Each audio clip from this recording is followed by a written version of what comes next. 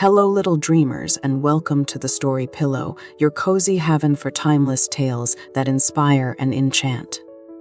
Tonight, we bring you The Haunted Man and the Ghost's Bargain by Charles Dickens, the final novella in his beloved Christmas series.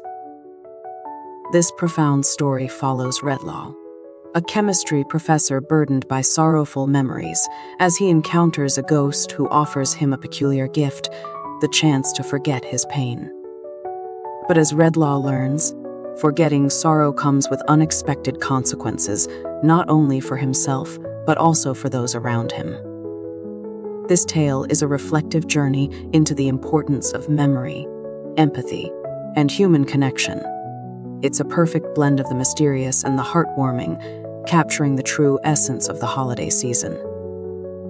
So, fluff your pillow, settle in, and let's begin The Haunted Man and the Ghost's Bargain by Charles Dickens.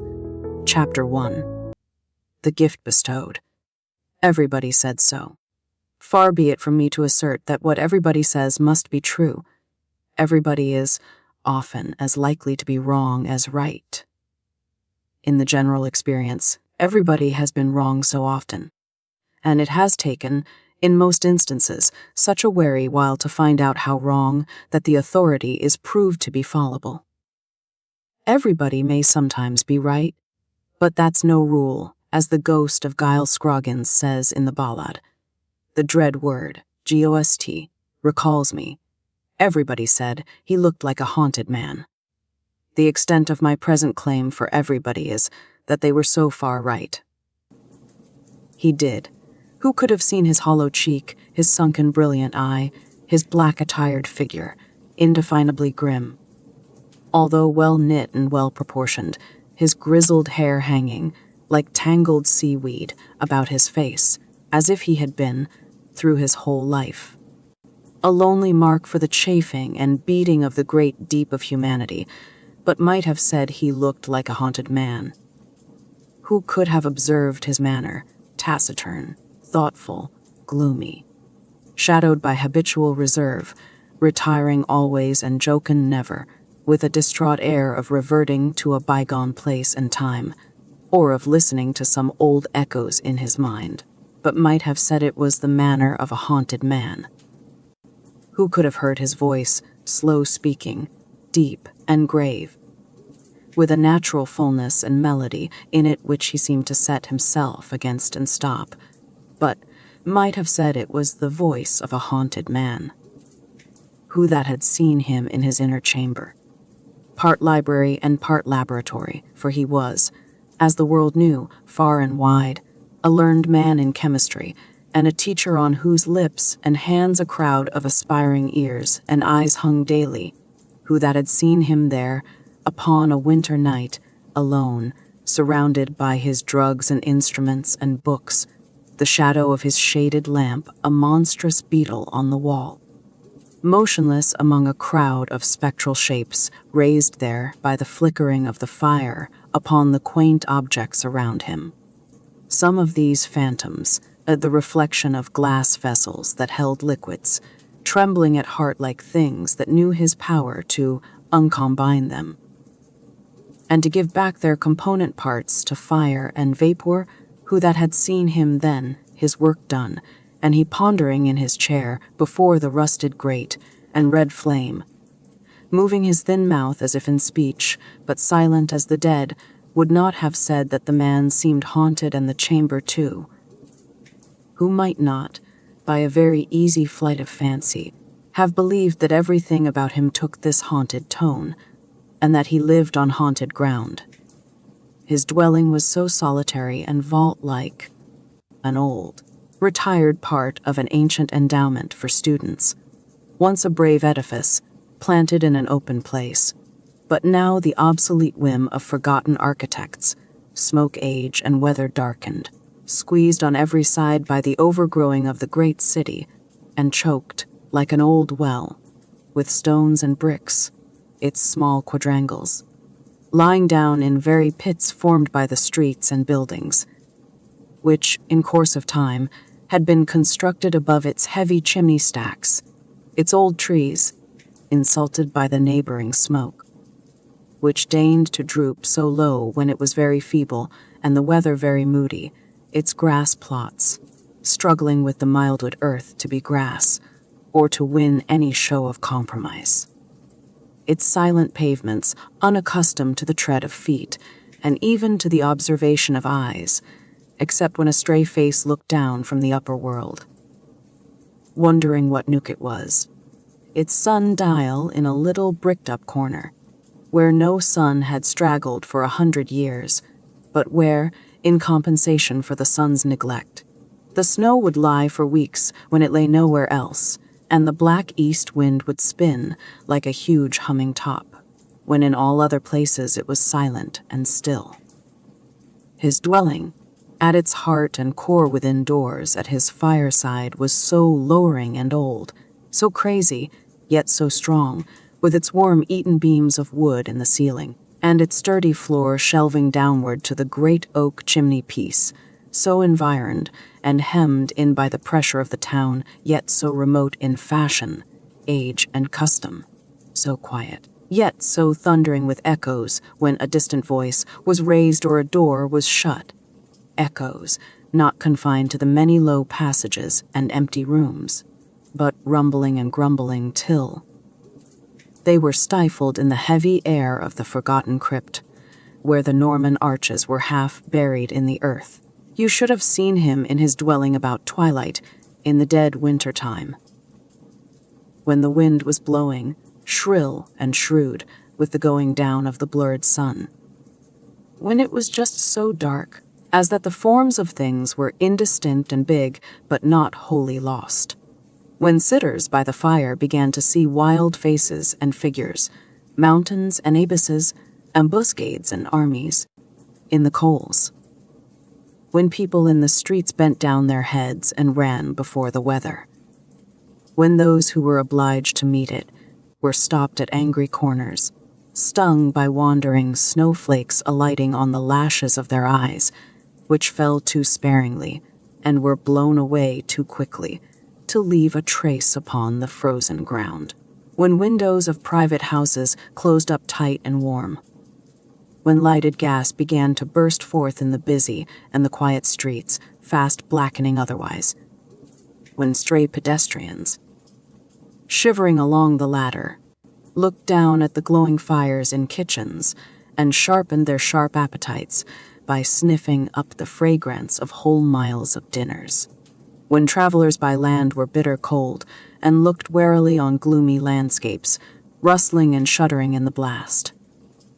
When mariners at sea, outlying upon icy yards, were tossed and swung above the howling ocean dreadfully. When lighthouses on rocks and headlands showed solitary and watchful, and benighted sea birds braced on against their ponderous lanterns and fell dead. When little readers of story books, by the firelight, trembled to think of Qasim Baba cut into quarters, hanging in the robber's cave, or had some small misgivings that the fierce little old woman, with the crutch, who used to start out of the box in the merchant Abuda's bedroom, might, one of these nights, be found upon the stairs in the long, cold, dusky journey up to bed. When in rustic places, the last glimmering of daylight died away from the ends of avenues, and the trees, arching overhead, were sullen and black.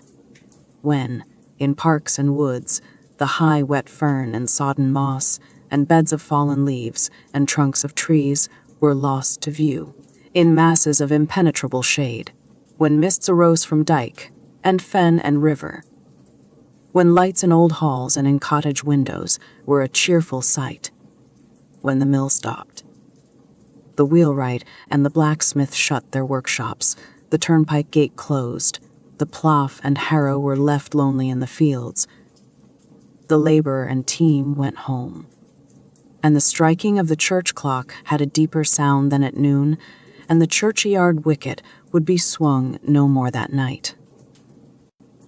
When twilight everywhere released the shadows, prisoned up all day, that now closed in and gathered like mustering swarms of ghosts.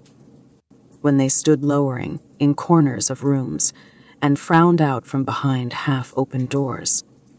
when they had full possession of unoccupied apartments, when they danced upon the floors and walls and ceilings of inhabited chambers, while the fire was low, and withdrew like ebbing waters when it sprang into a blaze, when they fantastically mocked the shapes of household objects, making the nurse an ogress, the rocking horse a monster, the wondering child half scared and half amused, a stranger to itself, the very tongs upon the hearth, a straddling giant with his arms akimbo, evidently smelling the blood of Englishmen, and wanting to grind people's bones to make his bread.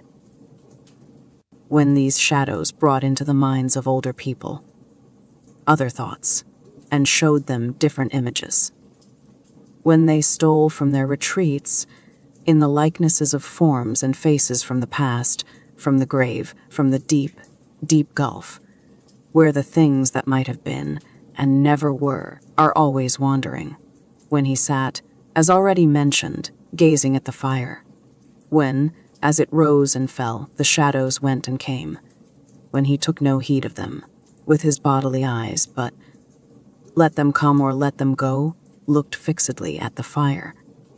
You should have seen him then, when the sounds that had arisen with the shadows and come out of their lurking places at the twilight summons seemed to make a deeper stillness all about him.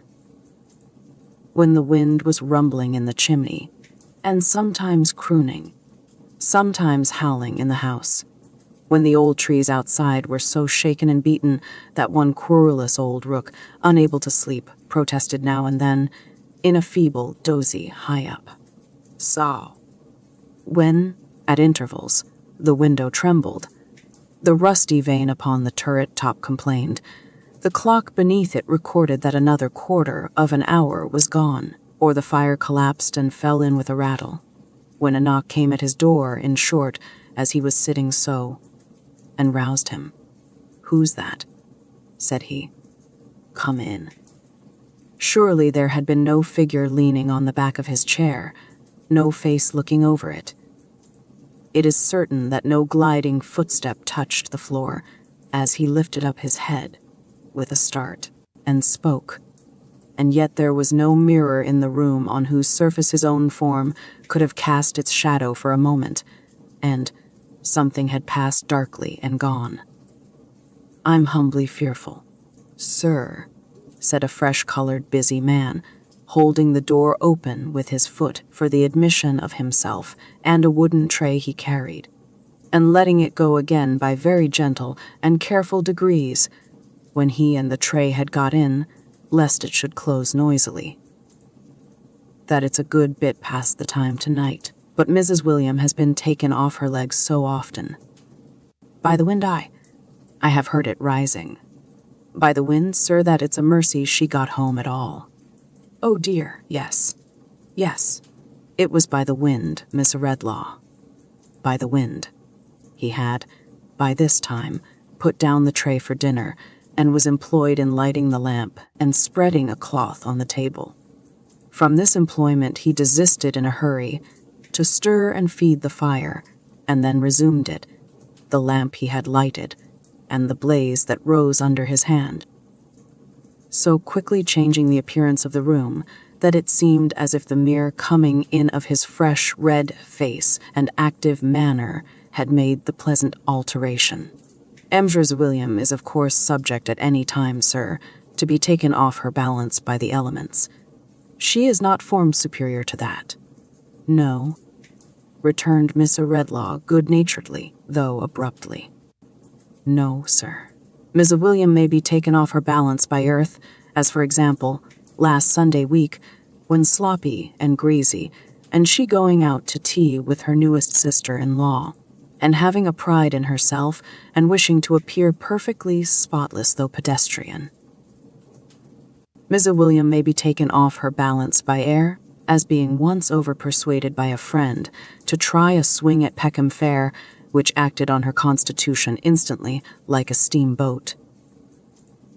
Miss William may be taken off her balance by fire, as on a false alarm of engines at her mother's, when she went 2 miles in her nightcap. Mrs. William may be taken off her balance by water, as at Battersea, when rowed into the piers by her young nephew, Charlie Swidger Jr., aged 12, which had no idea of boats whatever. But these are elements. Mrs. William must be taken out of elements for the strength of her character to come into play. As he stopped for a reply, the reply was, "Wes," in the same tone as before. "Yes, sir." "Oh dear, yes," said Mr. Swidger, still proceeding with his preparations and checking them off as he made them. "That's where it is, sir. That's what I always say myself, sir. Such a many of us Swidgers. Pepper. Why, there's my father, sir, superannuated keeper and custodian of this institution, 87-year-old. He's a Swidger. Spoon. True, William," was the patient and abstracted answer when he stopped again. "Wes, sir," said Mr. Swidger. "That's what I always say, sir. You may call him the trunk of the tree. Bread. Then you come to his successor, my unworthy self Salt and Mrs. William, Swidgers both. Knife and fork. Then you come to all my brothers and their families, Swidgers, man and woman, boy and girl. Why, what with cousins, uncles, aunts, and relationships of this, that, and t'other degree, and what not degree, and marriages, and lyings in, the Swidgers' tumbler might take hold of hands, and make a ring round England." Receiving no reply at all here, from the thoughtful man whom he addressed, Mr. William approached him nearer, and made a feint of accidentally knocking the table with a decanter to rouse him. The moment he succeeded, he went on, as if in great alacrity of acquiescence. "Wes, sir, that's just what I say myself, sir. Mrs. William and me have often said so. There's Swidgers enough, we say, without our voluntary contributions, butter.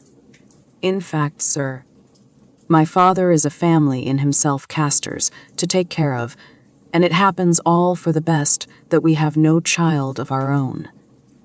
Though it's made Mrs. William rather quiet like, too. Quite ready for the fowl and mashed potatoes, sir.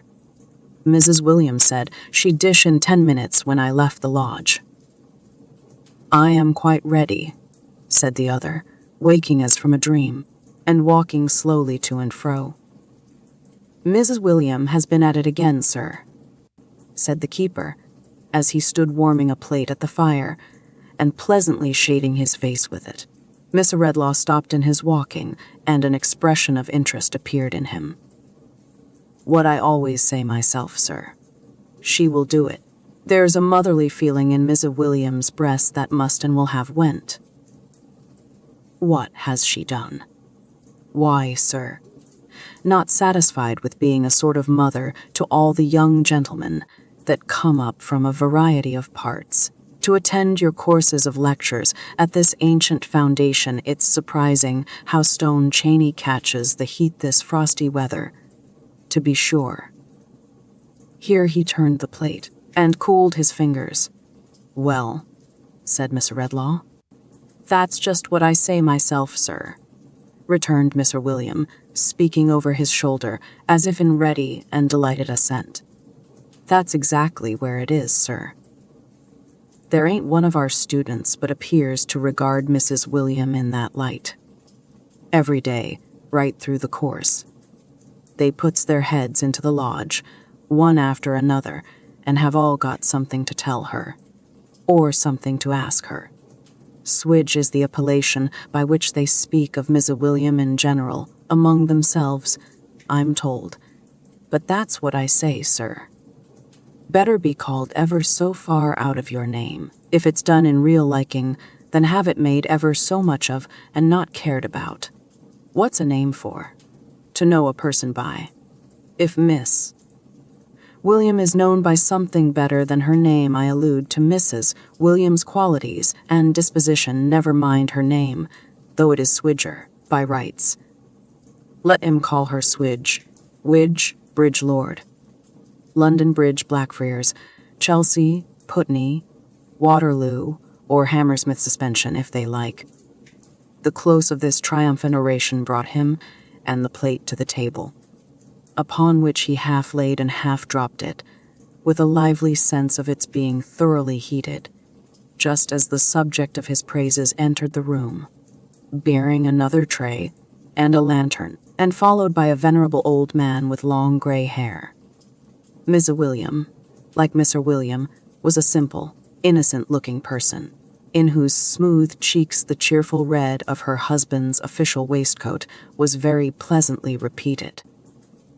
But whereas Mr. William's light hair stood on end all over his head, and seemed to draw his eyes up with it in an excess of bustling readiness for anything, the dark brown hair of Mrs. William was carefully smoothed down and waved away under a trim tidy cap, in the most exact and quiet manner imaginable, whereas Mr. William's very trousers hitched themselves up at the ankles, as if it were not in their iron gray nature to rest without looking about them.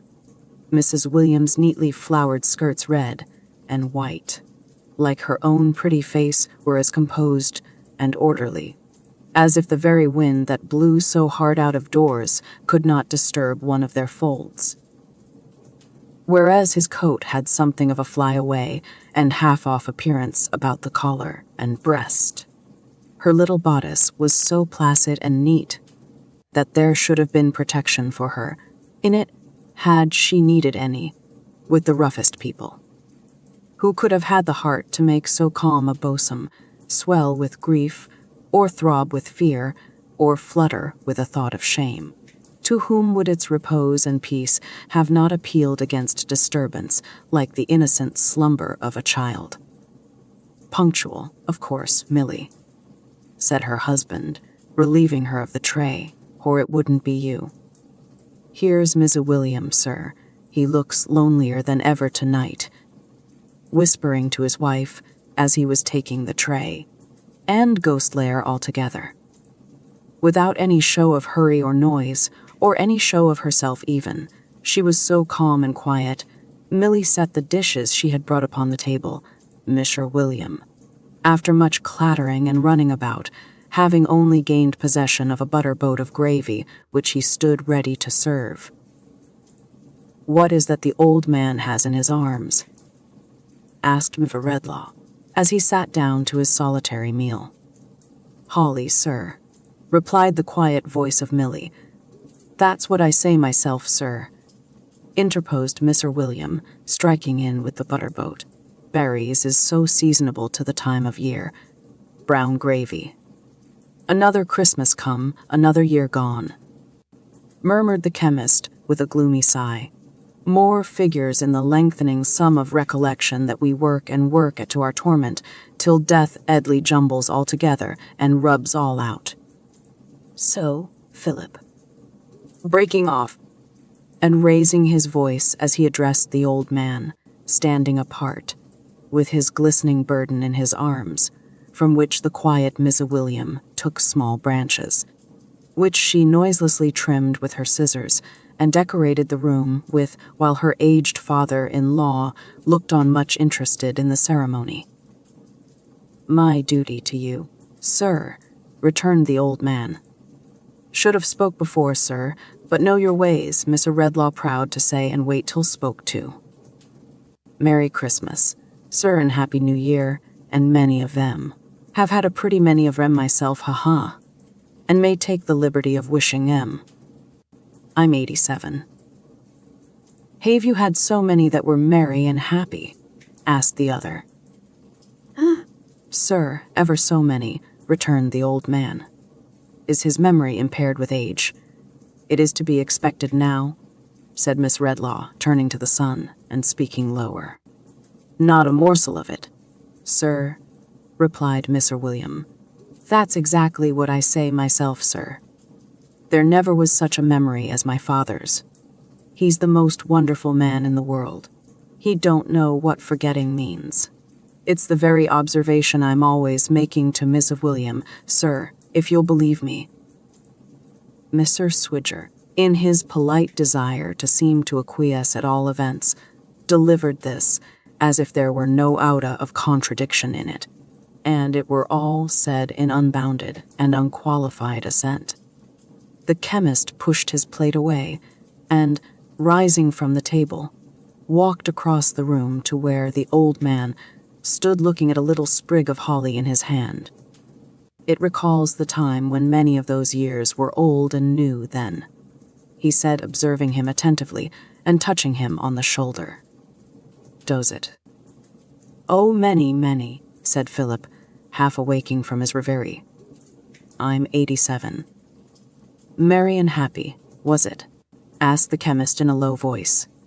Merry and happy, old man. Maybe as high as that, no higher, said the old man, holding out his hand a little way above the level of his knee and looking retrospectively at his questioner. When I first remember cold, sunshiny day, it was out a-walking, when someone, it was my mother as sure as you stand there, though I don't know what her blessed face was like, for she took ill and died that Christmas time told me they were food for birds. The pretty little fellow thought that's me. You understand that birds' eyes were so bright. Perhaps, because the berries that they lived on in the winter were so bright. I recollect that. And I'm 87.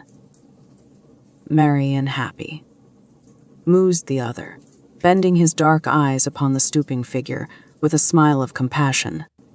Merry and happy, and remember well. Resumed the old man, catching the last words. I remember him well in my school time, year after year, and all the merry-making that used to come along with them. I was a strong chap then, Mr. Redlaw, and, if you'll believe me, hadn't my match at football within 10 mile. Where's my son William? Hadn't my match at football, William, within 10 mile. That's what I always say, father, returned the son promptly and with great respect. You are I a swidger, if ever there was one of the family. Dear, said the old man, shaking his head as he again looked at the holly. His mother, my son William's my youngest son, and I have sat among them all, boys and girls, little children and babies, many a year, when the berries like these were not shining half so bright all round us as their bright faces.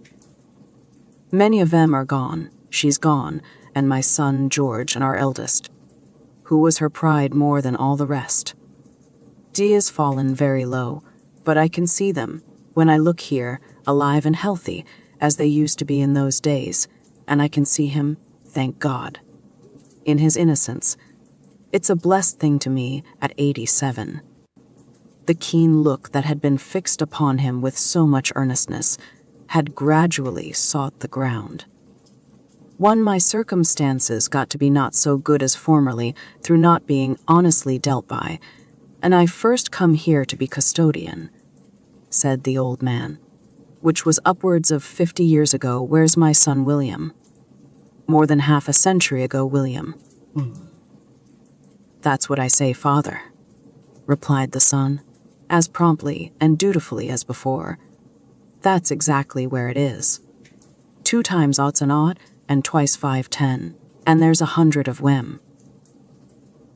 It was quite a pleasure to know that one of our founders, or more correctly speaking, said the old man, with a great glory in his subject and his knowledge of it, cone of the learned gentleman that helped endo us in Queen Elizabeth's time, for we were founded afore her day left in his will.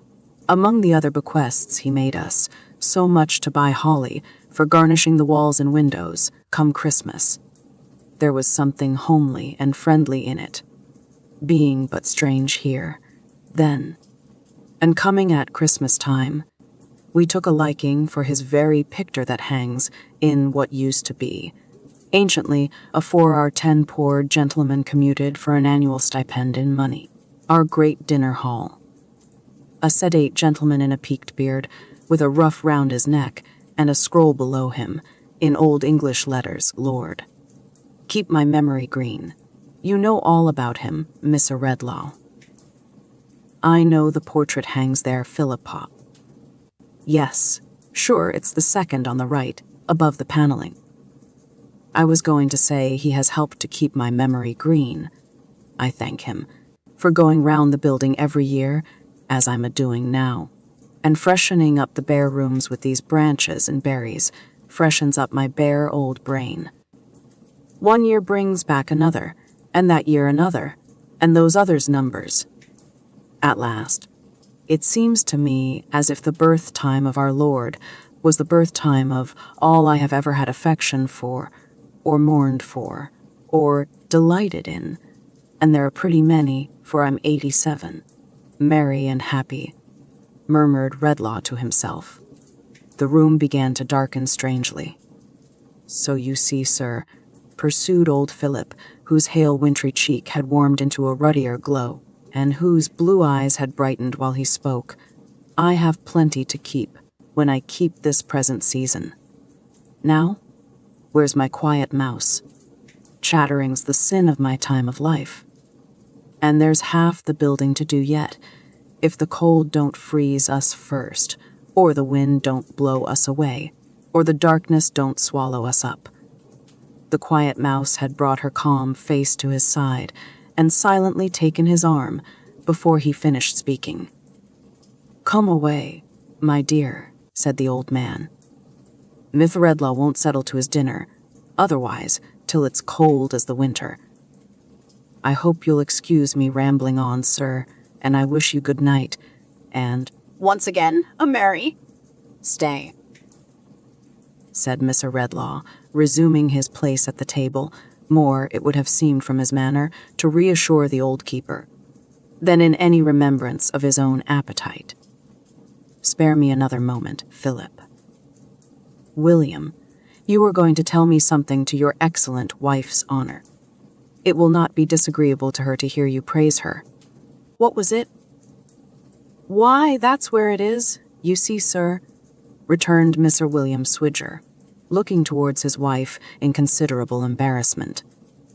Mrs. Williams got her eye upon me. "But you're not afraid of Mrs. Williams' eye?" "Why, no, sir," returned Mr. Swidger. "That's what I say myself. It wasn't made to be afraid of. It wouldn't have been made so mild if that was the intention. But I wouldn't like to Millie. Him, you know, down in the buildings.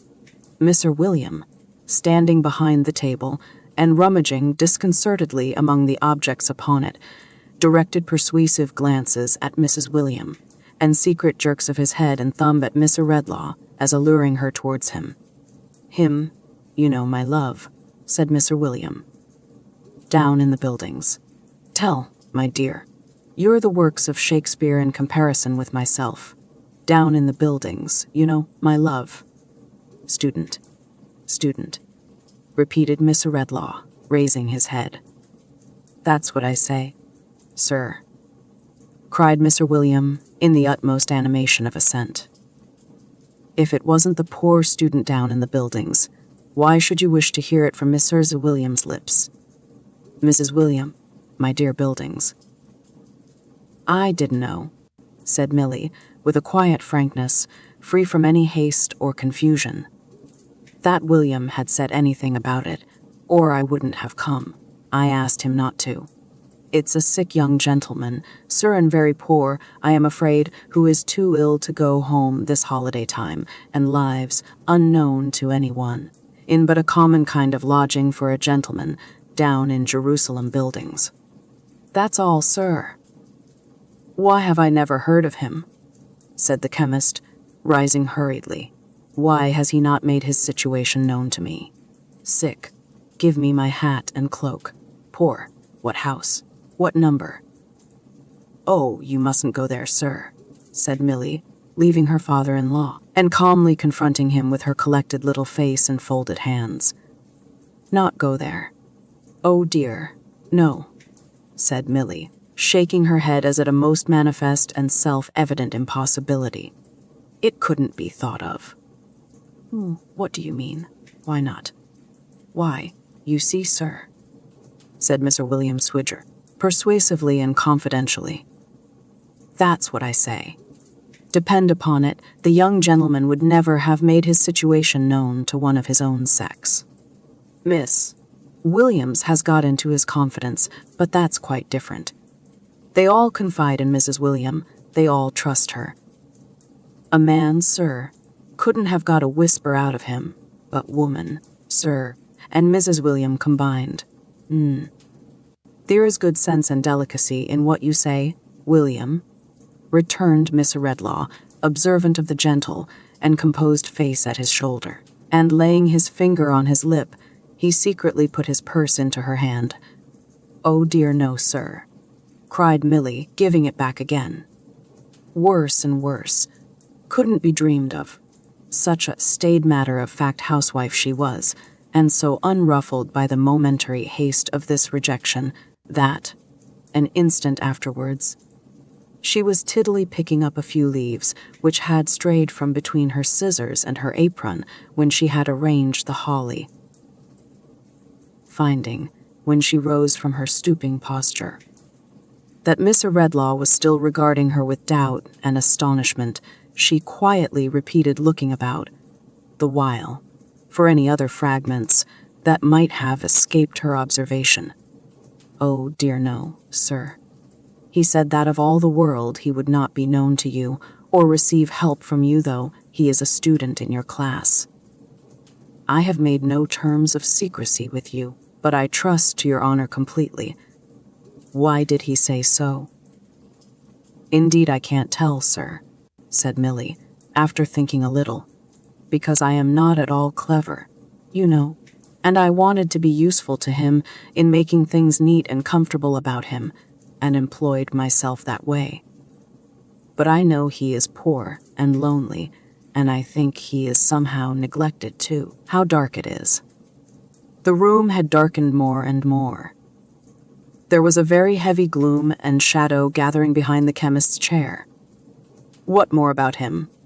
he asked. "He is engaged to be married when he can afford it," said Milly. "Hond is studying, I think, to qualify himself to earn a living. I have seen, a long time, that he has studied hard and denied himself much. How very dark it is." "It's turned colder, too," said the old man, rubbing his hands. "There's a chill and dismal feeling in the room. Where's my son, William? William, my boy, turn the lamp and rouse the fire." Milly's voice resumed, like quiet music very softly played. "He muttered in his broken sleep yesterday afternoon, after talking to me. This was to herself, about someone dead, and some great wrong done that could never be forgotten, but whether to him or to another person, I don't know. Not by him, I am sure. And, in short, Mrs. William. You see which she wouldn't say herself, Miss Redlaw, if she was to stop here till the new year after this next one," said Mr. William, coming up to him to speak in his ear. "Has done him worlds of good.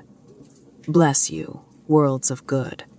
All at home, just the same as ever my father made, as snug and comfortable, not a crumb of litter to be found in the house.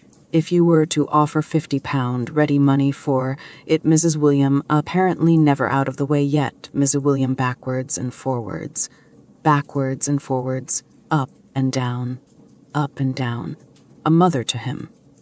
The room turned darker and colder, and the gloom and shadow gathering behind the chair was heavier.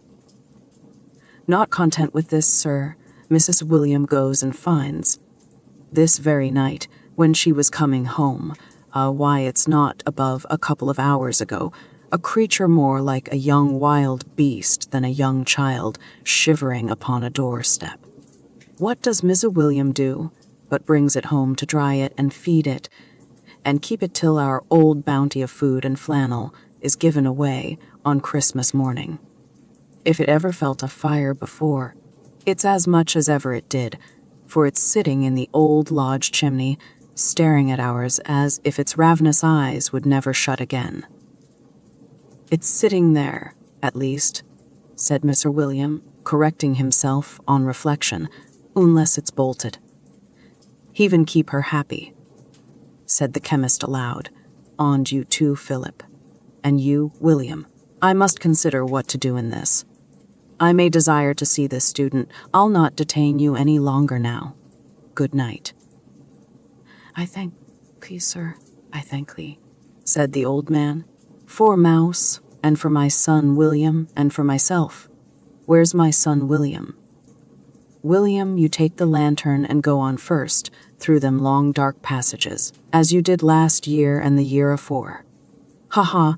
I remember, though I'm 87. Lord, keep my memory green. It's a very good prayer, Miss Redlaw.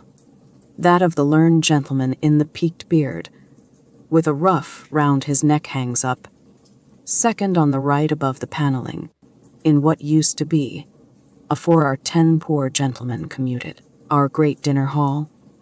Lord, keep my memory green. It's very good and pious, sir. Amen, amen." As they passed out and shut the heavy door, which, however, carefully withheld, fired a long train of thundering reverberations. When it shut at last, the room turned darker. As he fell a-musing in his chair alone, the healthy holly withered on the wall and dropped dead branches. As the gloom and shadow thickened behind him, in that place where it had been gathering so darkly, it took, by slow degrees, or out of it there came, by some unreal, unsubstantial process not to be traced by any human sense, an awful likeness of himself. Ghastly and cold, colorless in its leaden face and hands, but with his features and his bright eyes and his grizzled hair, and dressed in the gloomy shadow of his dress, it came into his terrible appearance of existence, motionless, without a sound. As he leaned his arm upon the elbow of his chair, ruminating before the fire, it leaned upon the chair back, close above him, with its appalling copy of his face, looking where his face looked, and bearing the expression his face bore. This, then, was the something that had passed and gone already. This was the dread companion of the haunted man. It took, for some moments, no more apparent heed of him than he of it. The Christmas waits were playing somewhere in the distance, and through his thoughtfulness, he seemed to listen to the music. It seemed to listen too. At length he spoke, without moving or lifting up his face. "Here again," he said. "Here again," replied the phantom. "I see you in the fire," said the haunted man. "I hear you in music, in the wind, in the dead stillness of the night." The phantom moved its head, assenting. "Why do you come? To haunt me thus?" "I come as I am called," replied the ghost. "No, unbidden," exclaimed the chemist. "You bidden be it," said the spectre. "It is enough. I am here." Hitherto the light of the fire had shone on the two faces, if the dread lineaments behind the chair might be called a face both addressed towards it, as at first, and neither looking at the other. But now the haunted man turned suddenly and stared upon the ghost. The ghost, as sudden in its motion, passed before the chair and stared on him. The living man and the animated image of himself dead might so have looked, the one upon the other.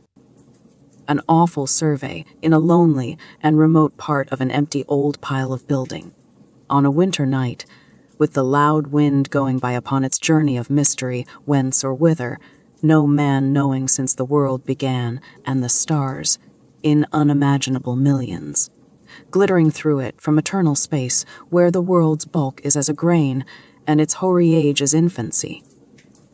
"Look upon me," said the spectre.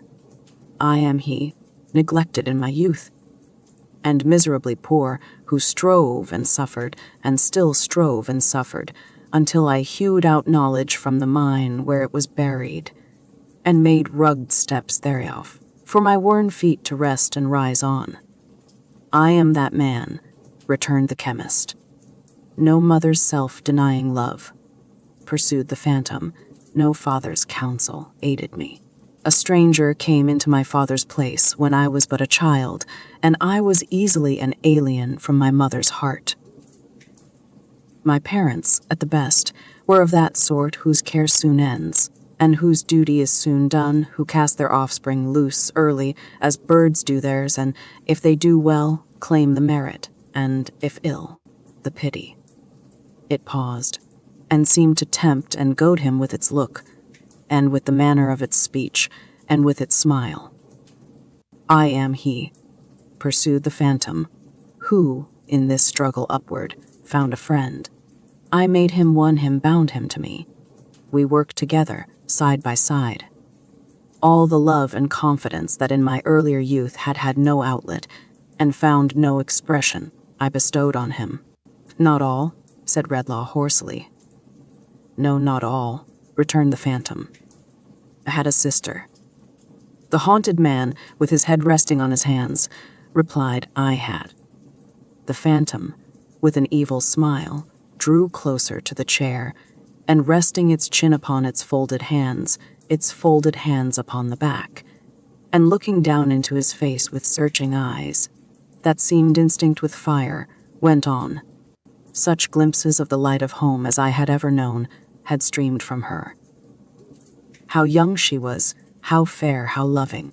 I took her to the first poor roof that I was master of, and made it rich. She came into the darkness of my life and made it bright. She is before me. I saw her in the fire, but now I hear her in music, in the wind, in the dead stillness of the night, returned the haunted man. Did he love her? Said the phantom, echoing his contemplative tone. I think he did, once. I am sure he did. Better had she loved him less secretly, less dearly, from the shallower depths of a more divided heart. Let me forget it, said the chemist, with an angry motion of his hand. Let me blot it from my memory.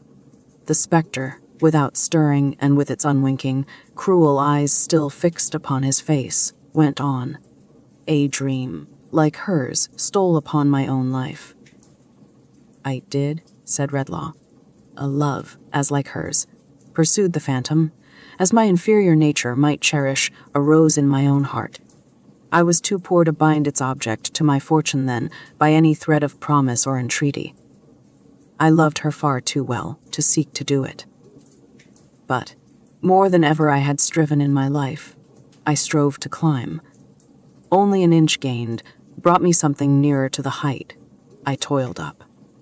In the late pauses of my labor at that time, my sister, a sweet companion, still sharing with me the expiring embers and the cooling hearth, when day was breaking, what pictures of the future did I see? I saw them in the fire, but now, he murmured, they come back to me in music, in the wind, in the dead stillness of the night, in the revolving years. Pictures of my own domestic life in aftertime, with her who was the inspiration of my toil. Pictures of my sister, made the wife of my dear friend, on equal terms, for he had some inheritance. We none pictures of our sobered age and mellowed happiness, and of the golden links, extending back so far, that should bind us, and our children, in a radiant garland, said the phantom. Pictures, said the haunted man, that were delusions. Why is it my doom to remember them too well? Delusions, echoed the phantom in its changeless voice, and glaring on him with its changeless eyes. For my friend, sin in whose breast my confidence was locked as in my own, passing between me and the center of the system of my hopes and struggles, won her to himself and shattered my frail universe. My sister, doubly dear, doubly devoted, doubly cheerful in my home, lived on to see me famous, and my old ambition so rewarded when its spring was broken, and then died, he interposed. Died, gentle as ever, happy, and with no concern but for her brother. Peace. The phantom watched him silently. Remembered, said the haunted man, after a pause.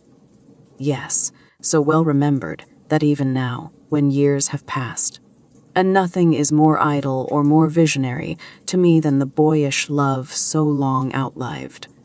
I think of it with sympathy, as if it were a younger brother's or a son's. Sometimes I even wonder when her heart first inclined to him and how it had been affected towards me. Not lightly, once, I think. But that is nothing. Early unhappiness, a wound from a hand I loved and trusted, and a loss that nothing can replace, outlive such fancies. Thus, said the phantom, I bear within me a sorrow and a wrong. Thus I prey upon myself. Thus memory is my curse, and if I could forget my sorrow and my wrong, I would. Mocker, said the chemist, leaping up, and making, with a wrathful hand, at the throat of his other self. Why have I always that taunt in my ears?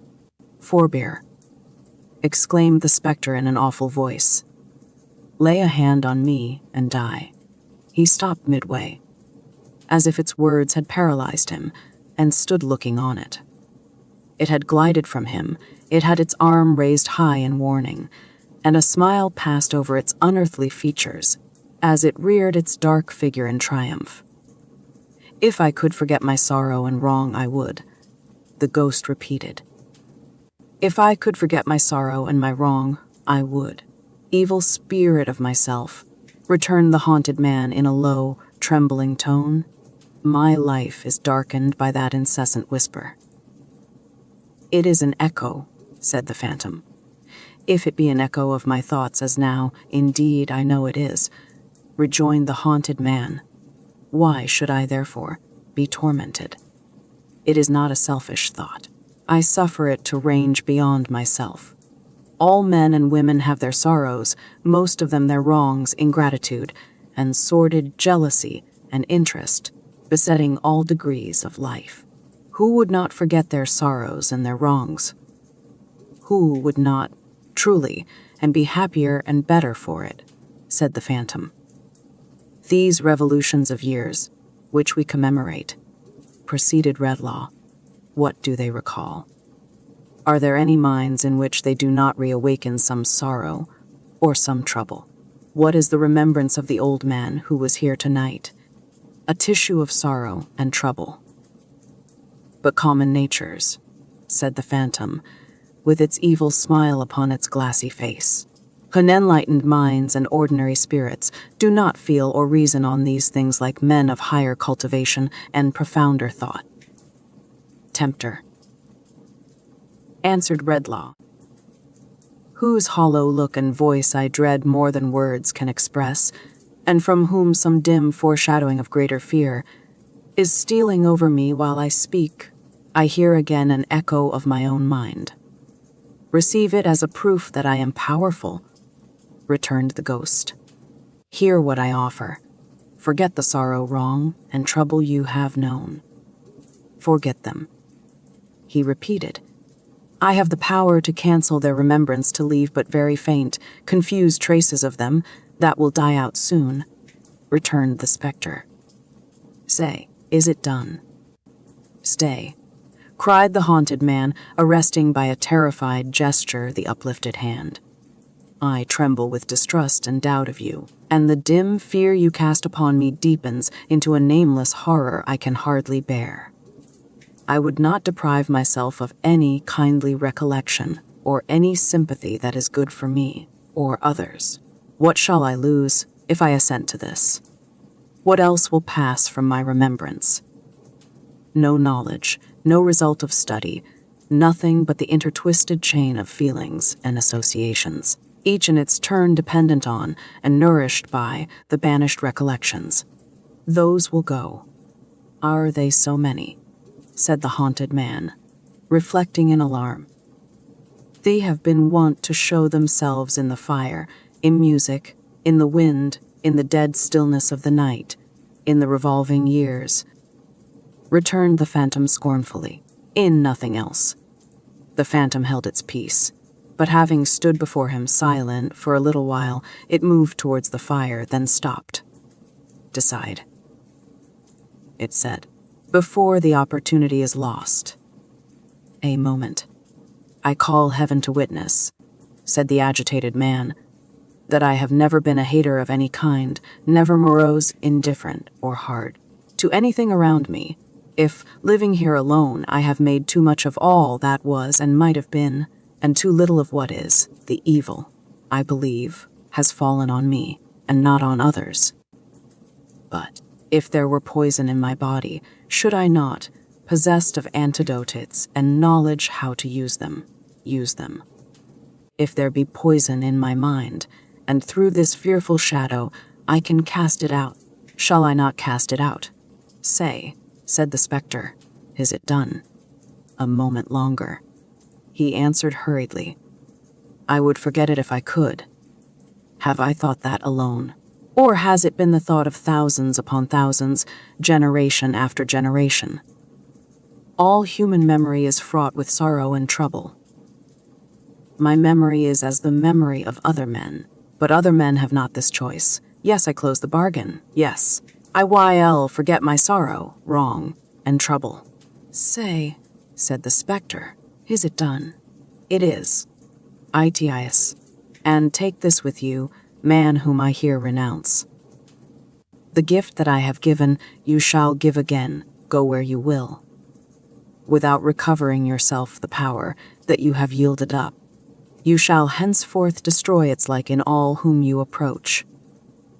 Your wisdom has discovered that the memory of sorrow, wrong, and trouble is the lot of all mankind, and that mankind would be the happier in its other memories without it. Go.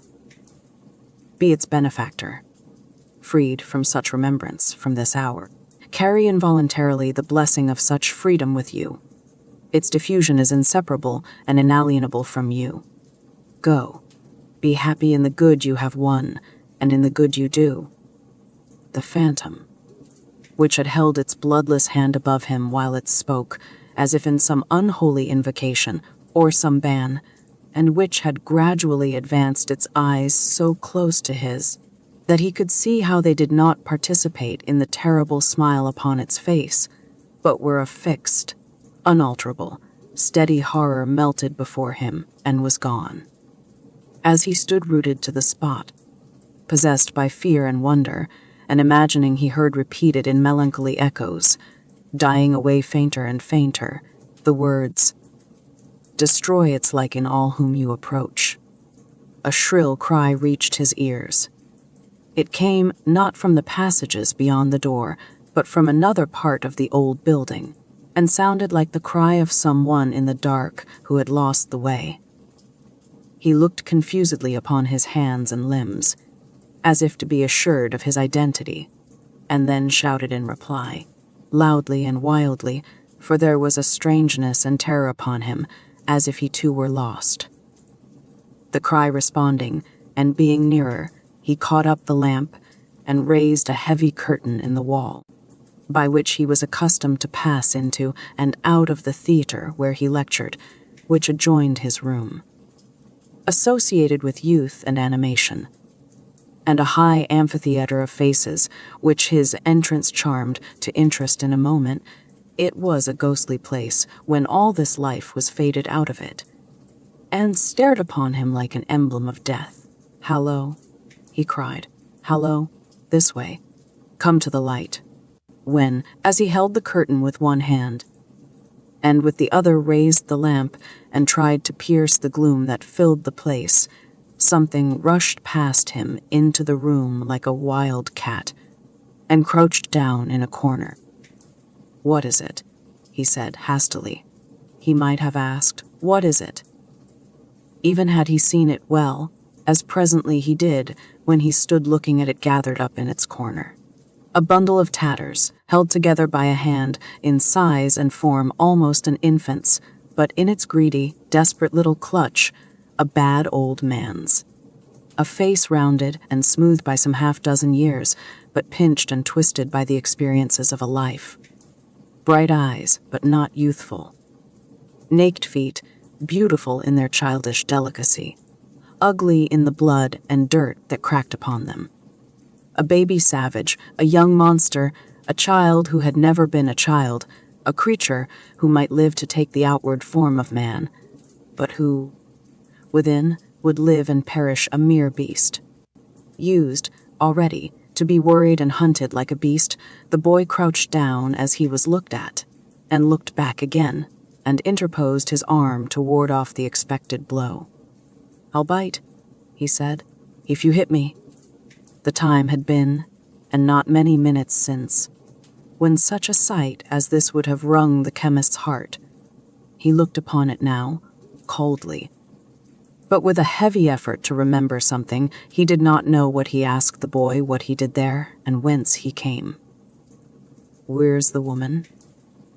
He replied, "I want to find the woman." "Who?" "The woman. Her that brought me here and set me by the large fire. She was so long gone that I went to look for her and lost myself. I don't want you. I want the woman." He made a spring so suddenly to get away that the dull sound of his naked feet upon the floor was near the curtain, when Redlaw caught him by his rags. "Comb, you let me go," muttered the boy, struggling and clenching his teeth. "I've done nothing to you. Let me go, will you, to the woman?" "That is not the way." "There is a nearer one," said Redlaw, detaining him in the same blank effort to remember some association that ought of right to bear upon this monstrous object. "What is your name?" "Got known." "Where do you live?" "Live." "What's that?" The boy shook his hair from his eyes to look at him for a moment, and then, twisting round his legs and wrestling with him, broke again into his repetition of, "You let me go, will you? I want to find the woman." The chemist led him to the door. "This way," he said, looking at him still confusedly, but with repugnance and avoidance growing out of his coldness. "I'll take you to her." The sharp eyes in the child's head, wandering round the room, lighted on the table where the remnants of the dinner were. "Give me some of that," he said, covetously. "Has she not fed you?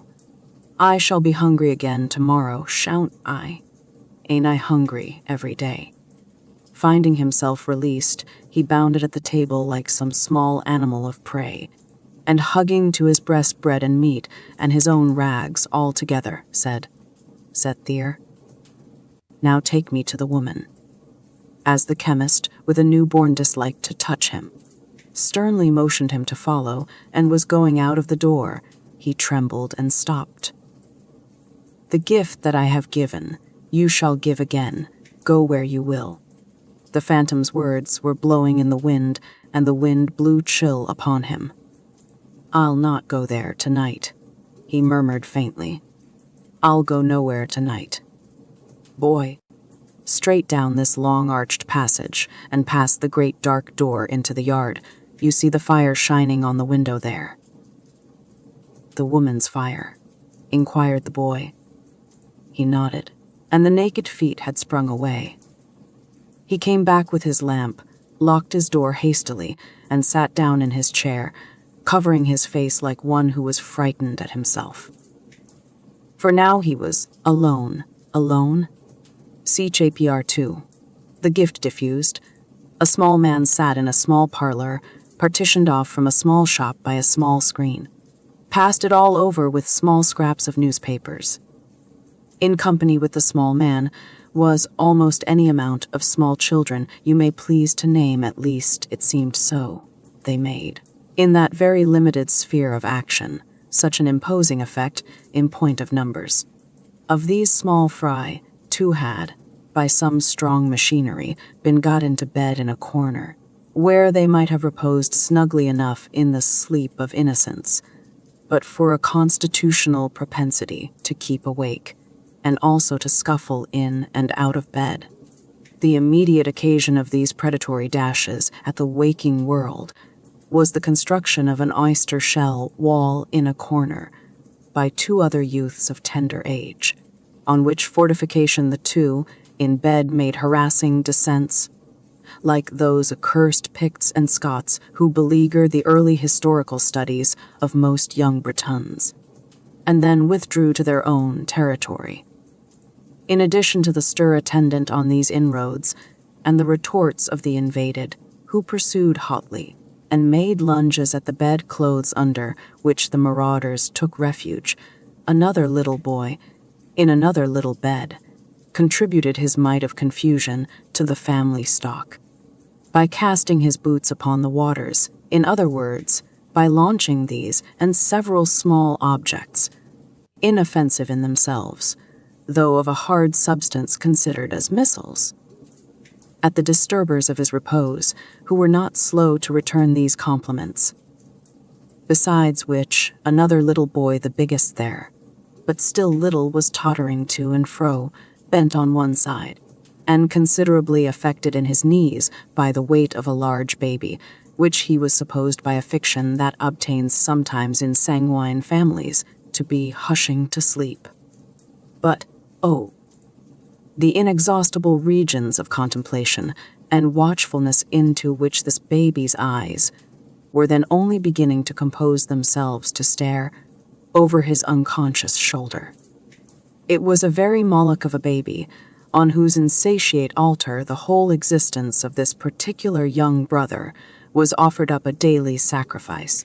Its personality may be said to have consisted in its never being quiet in any one place for 5 consecutive minutes, and never going to sleep when required.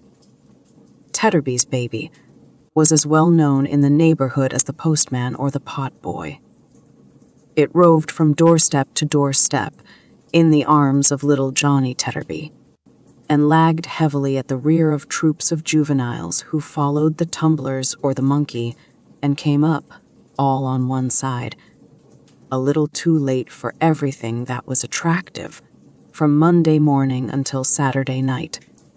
Wherever childhood congregated to play, there was little Moloch making Johnny fag and toil. Wherever Johnny desired to stay, little Moloch became fractious and would not remain. Whenever Johnny wanted to go out, Moloch was asleep and must be watched. Whenever Johnny wanted to stay at home, Moloch was awake and must be taken out. Yet Johnny was verily persuaded that it was a faultless baby, without its peer in the realm of England, and was quite content to catch meek glimpses of things in general from behind its skirts or over its limp flapping bonnet, and to go staggering about with it like a very little porter with a very large parcel, which was not directed to anybody, and could never be delivered anywhere.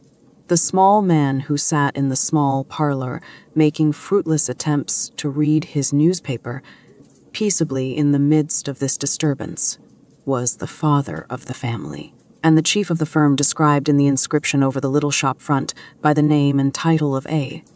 T.R.B.Y.N. and C.O. N.E.W.S. men. Indeed, strictly speaking, he was the only personage answering to that designation as Co. Was a mere poetical abstraction, altogether baseless and impersonal.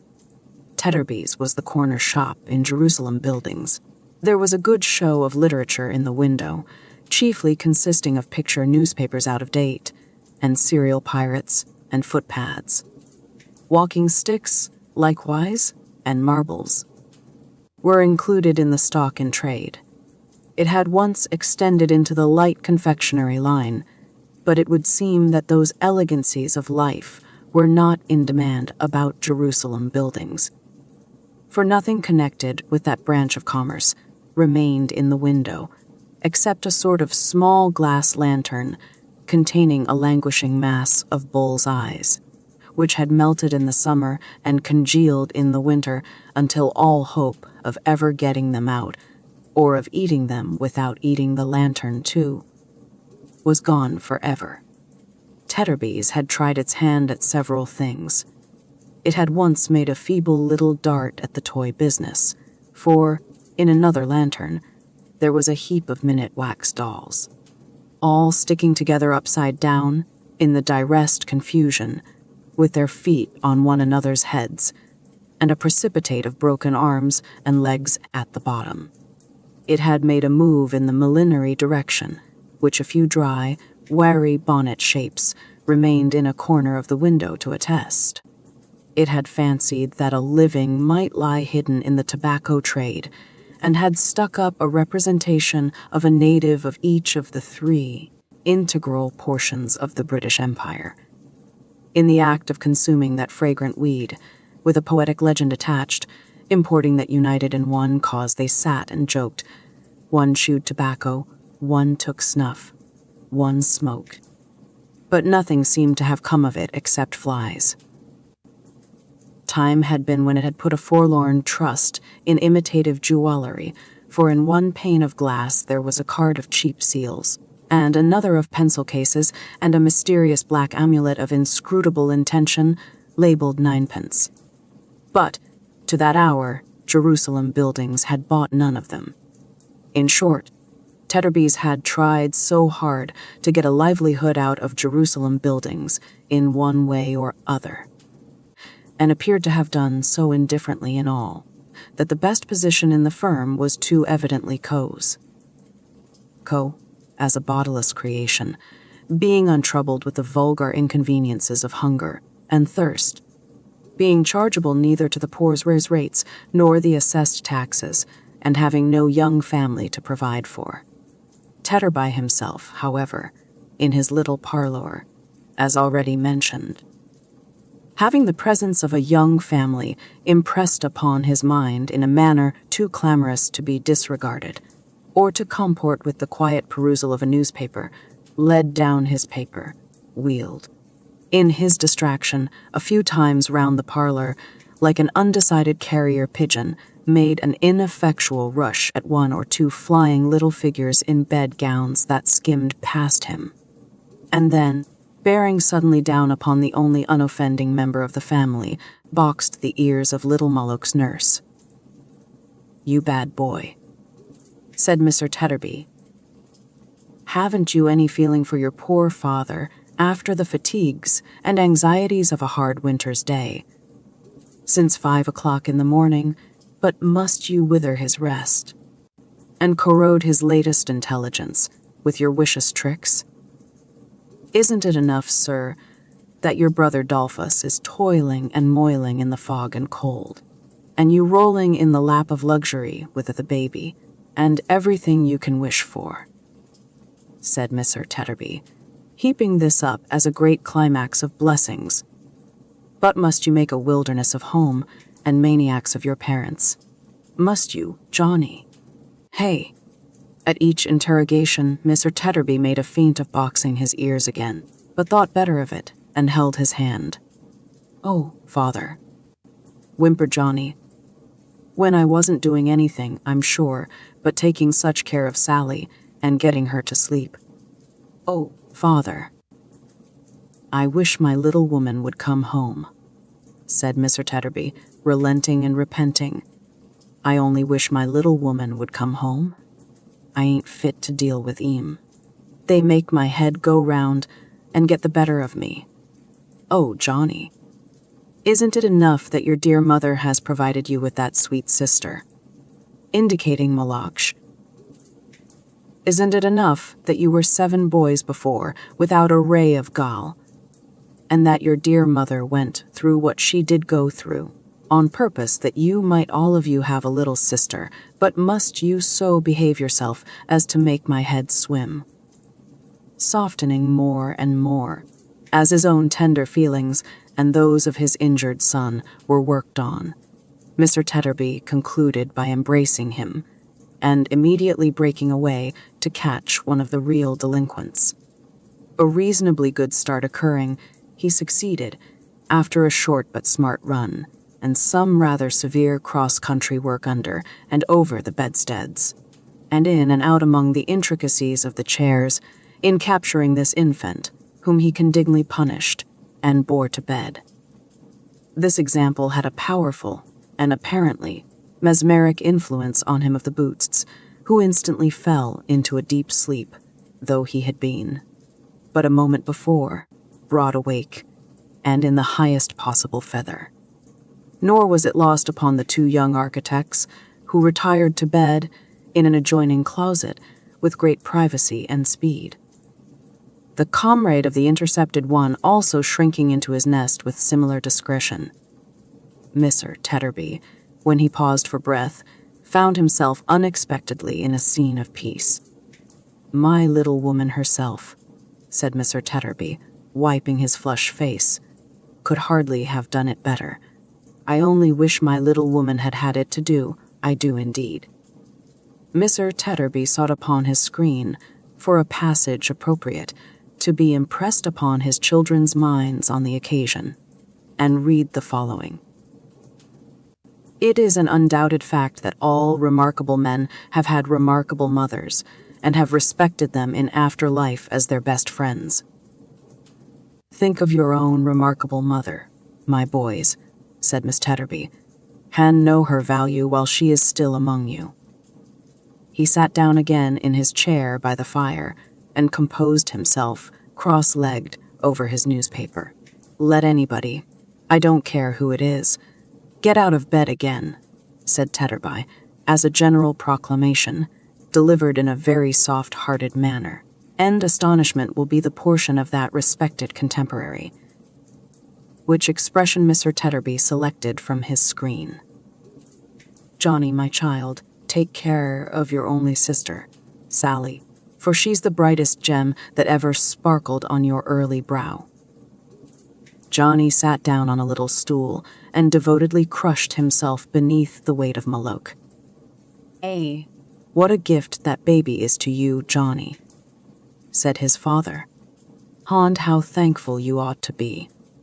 It is not generally known, Johnny. He was now referring to the screen again. But it is a fact ascertained, by accurate calculations, that the following immense percentage of babies never attain to 2 years old, that is to say...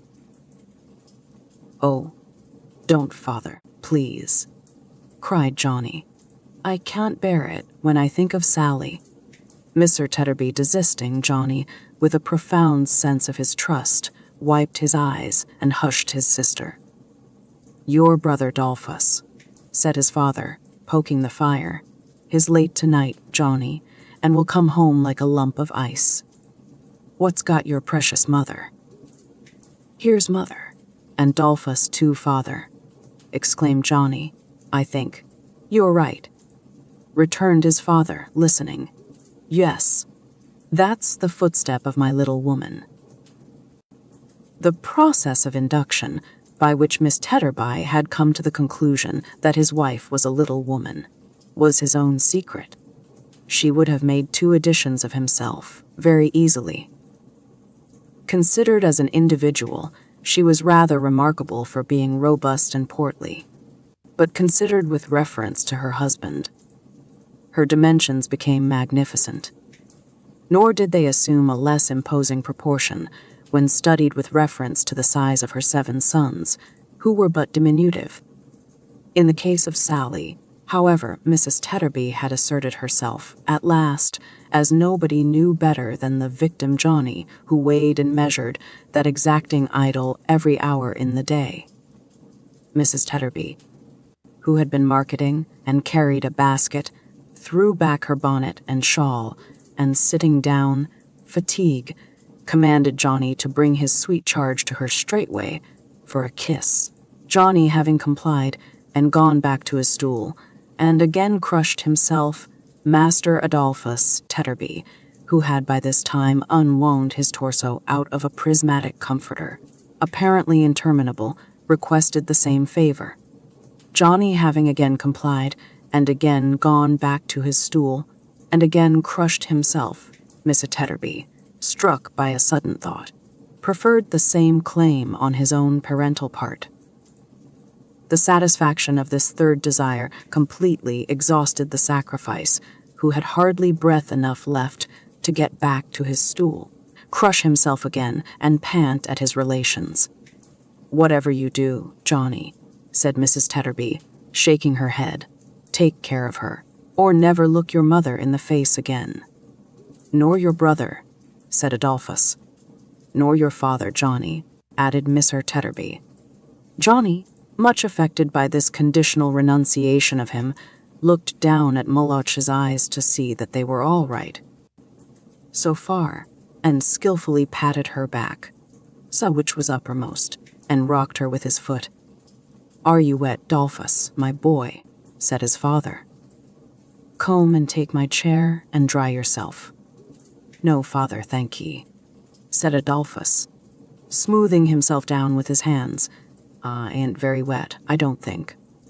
Does my face shine much, father?" "Well, it does look waxy, my boy," returned Miss Tetterby. "It's the weather, father," said Adolphus, polishing his cheeks on the worn sleeve of his jacket. "What with rain and sleet, and wind, and snow, and fog, my face gets quite brought out into a rash sometimes.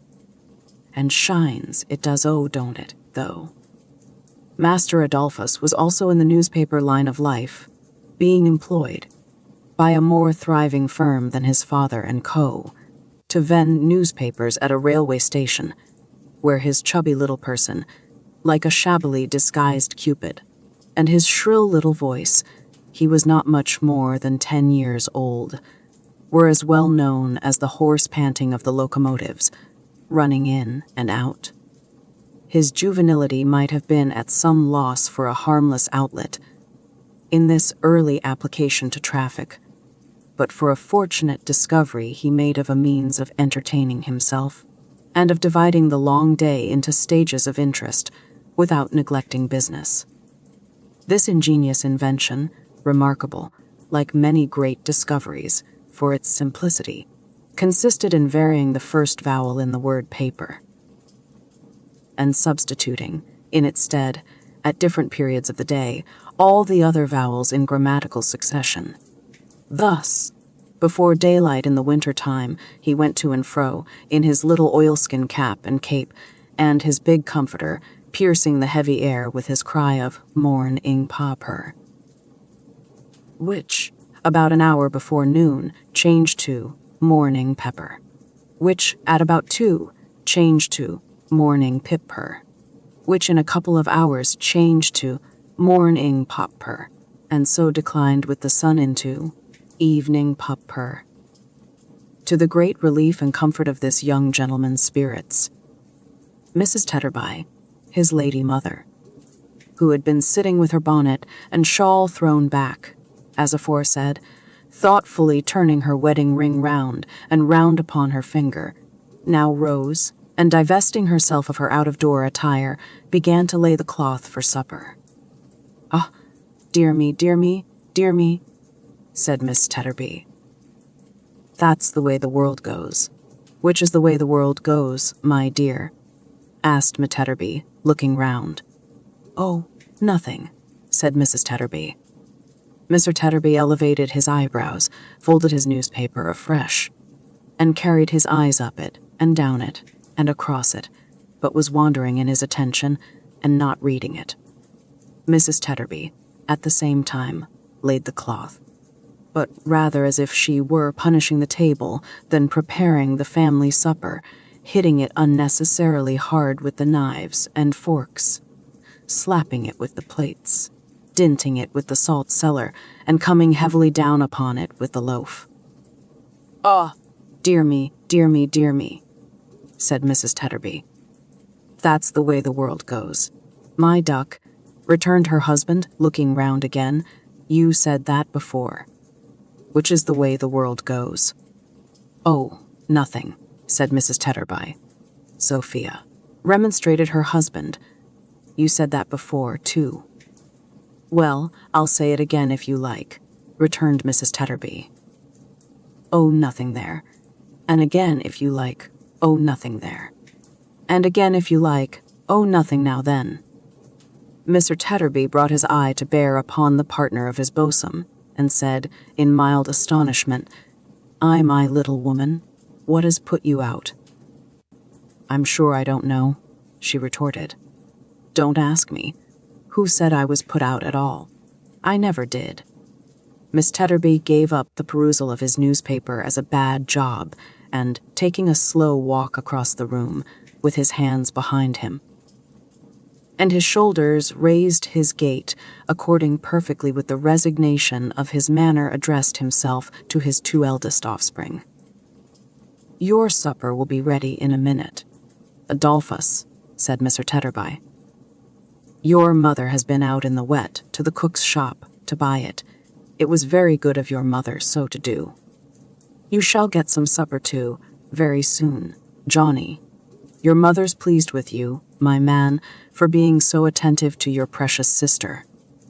Mrs. Tetterby, without any remark, but with a decided subsidence of her animosity towards the table, finished her preparations and took, from her ample basket, a substantial slab of hot peas pudding wrapped in paper, and a basin covered with a saucer, which, on being uncovered, sent forth an odour so agreeable that the 3 pair of eyes in the 2 beds opened wide and fixed themselves upon the banquet. Mr. Tetterby, without regarding this tacit invitation to be seated, stood repeating slowly, "Wes, yes, your supper will be ready in a minute. Dolphus, your mother went out in the wet, to the cook's shop, to buy it. It was very good of your mother so to do," until Mrs. Tetterby, who had been exhibiting sundry tokens of contrition behind him, caught him round the neck, and wept. "Oh, Dolphus," said Mrs. Tetterby, "how could I go and behave so?" This reconciliation affected Adolphus the younger and Johnny to that degree that they both, as with one accord, raised a dismal cry, which had the effect of immediately shutting up the round eyes in the beds and utterly roting the 2 remaining little Tetterbys, just then stealing in from the adjoining closet to see what was going on in the eating way. "I am sure, Dolphus," sobbed Mrs. Tetterby, coming home, "I had no more idea than a child unborn." Mr. Tetterby seemed to dislike this figure of speech, and observed, "Say then the baby, my dear Ba." "Had no more idea than the baby," said Mrs. Tetterby. "Johnny, don't look at me, but look at her, or she'll fall out of your lap and be killed, and then you'll die in agonies of a broken heart, and serve you right. No more idea I hadn't than that, darling, of being cross when I came home. But somehow, Dolphus—" Mrs. Tetterby paused, and again turned her wedding ring round and round upon her finger. "I see," said Miss Tetterby. "I understand. My little woman was put out. Hard times, and hard weather, and hard work make it trying now and then. I see, bless your soul. No wonder, Dolph, my man," continued Mr. Tetterby, exploring the basin with a fork. "Here's your mother been and bought, at the cook's shop, besides peas pudding, a whole knuckle of a lovely roast leg of pork, with lots of crackling left upon it, and with seasoning gravy and mustard quite unlimited. Hand in your plate, my boy, and begin while it's simmering." Master Adolphus, needing no second summons, received his portion with eyes rendered moist by appetite, and withdrawing to his particular stool, fell upon his supper tooth and nail. Johnny was not forgotten, but received his rations on bread, lest he should, in a flush of gravy, trickle any on the baby.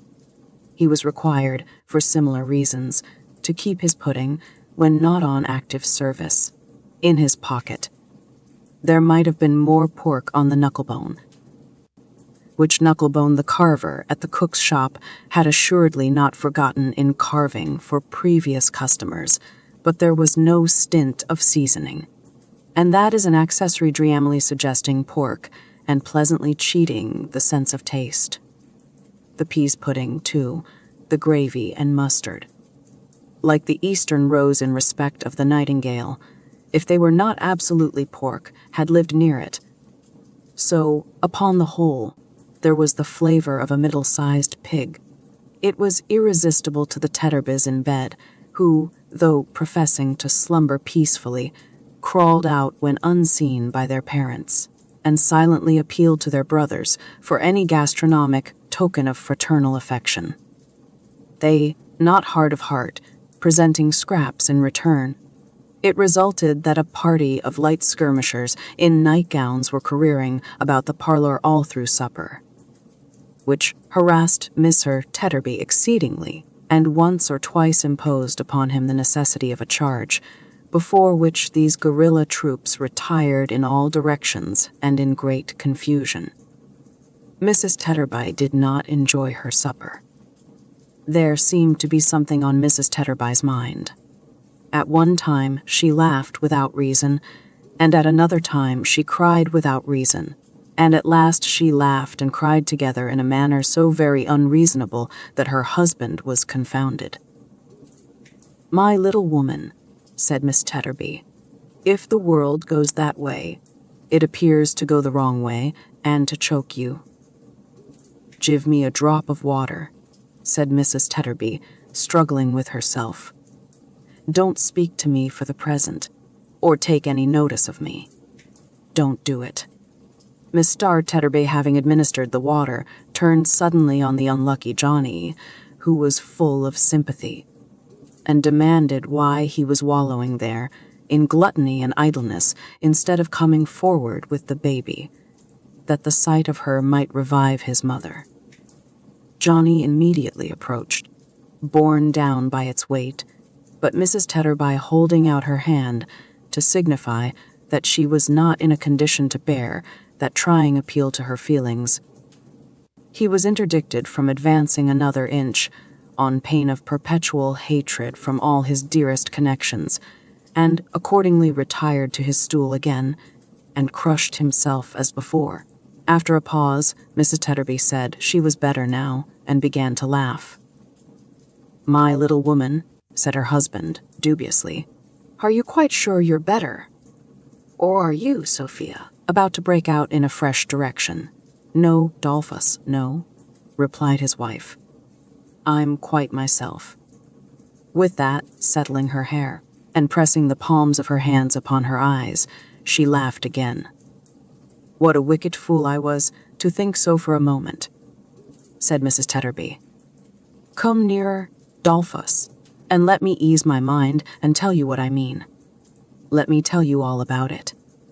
Miss Tetterby bringing his chair closer, Mrs. Tetterby laughed again, gave him a hug, and wiped her eyes.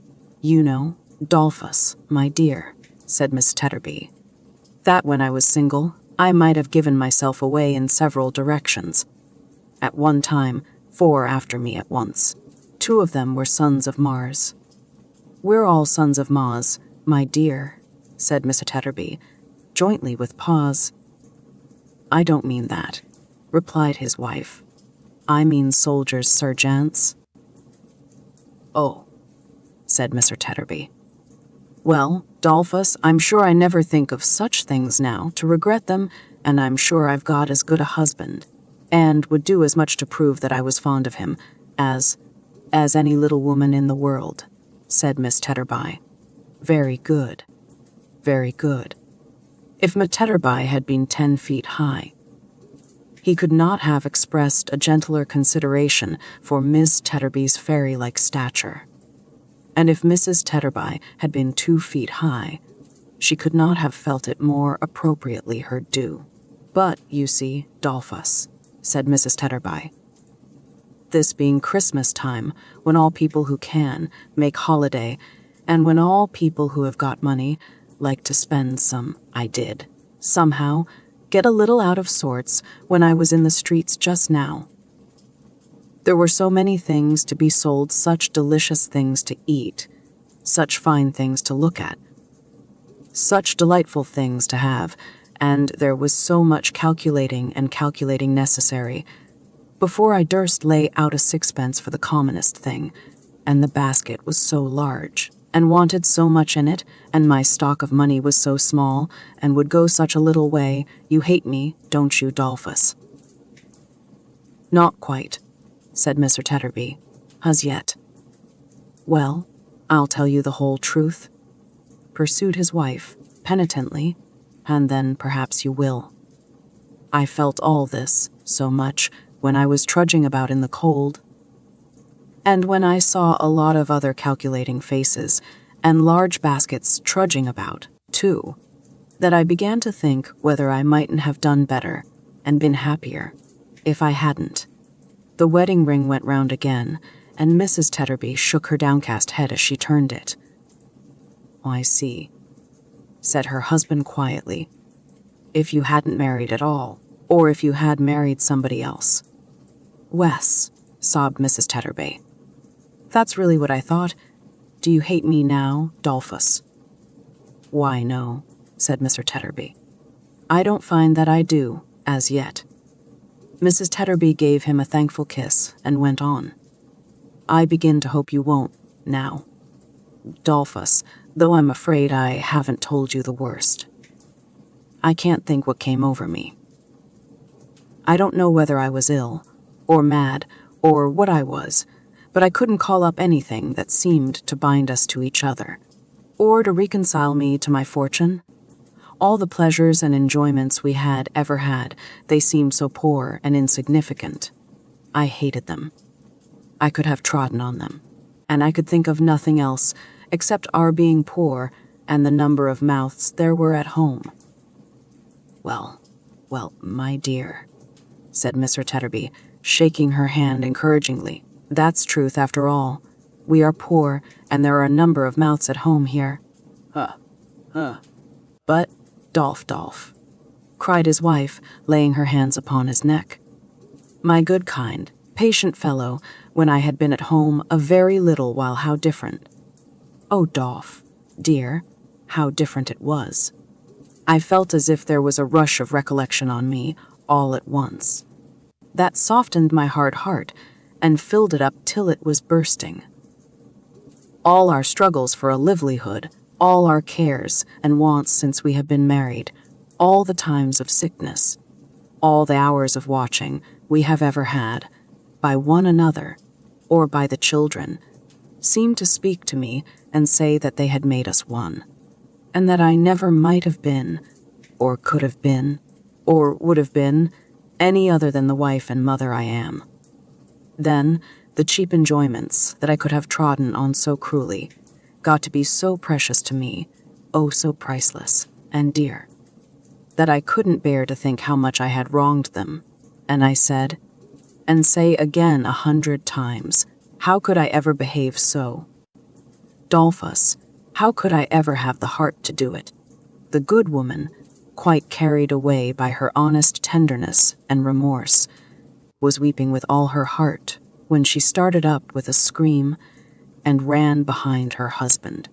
Her cry was so terrified that the children started from their sleep and from their beds and clung about her. Nor did her gaze belie her voice as she pointed to a pale man in a black cloak who had come into the room. Look at that man. Look there. What does he want? My dear, returned her husband. I'll ask him if you'll let me go. What's the matter? How you shake? I saw him in the street when I was out just now.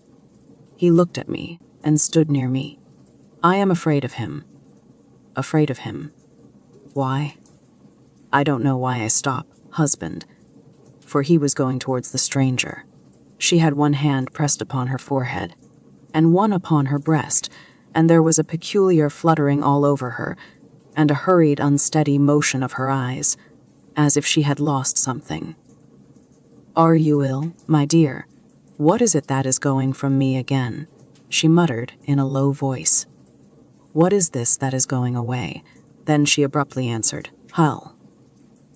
No, I am quite well, and stood looking vacantly at the floor.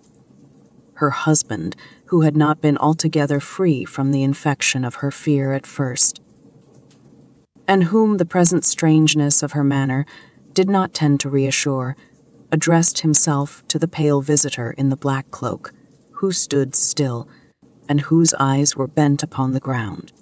What may be your pleasure, sir? He asked. With us. I fear that my coming in unperceived, returned the visitor, has alarmed you. But you were talking and did not hear me. My little woman says, perhaps you heard her say it, returned Mr. Tetterby, that it's not the first time you have alarmed her tonight. I am sorry for it. I remember to have observed her, for a few moments only, in the street. I had no intention of frightening her. As he raised his eyes in speaking, she raised hers. It was extraordinary to see what dread she had of him, and with what dread he observed it, and yet how narrowly and closely. My name, he said, is Redlaw. I come from the old college hard by. A young gentleman who is a student there lodges in your house, does he not?" "Messer Denham?" said Tetterby. "Yes. It was a natural action, and so slight as to be hardly noticeable, but the little man, before speaking again, passed his hand across his forehead and looked quickly round the room as though he were sensible of some change in its atmosphere. The chemist, instantly transferring to him the look of dread he had directed towards the wife, stepped back, and his face turned paler. "The gentleman's room," said Tetterby. "His upstairs, sir.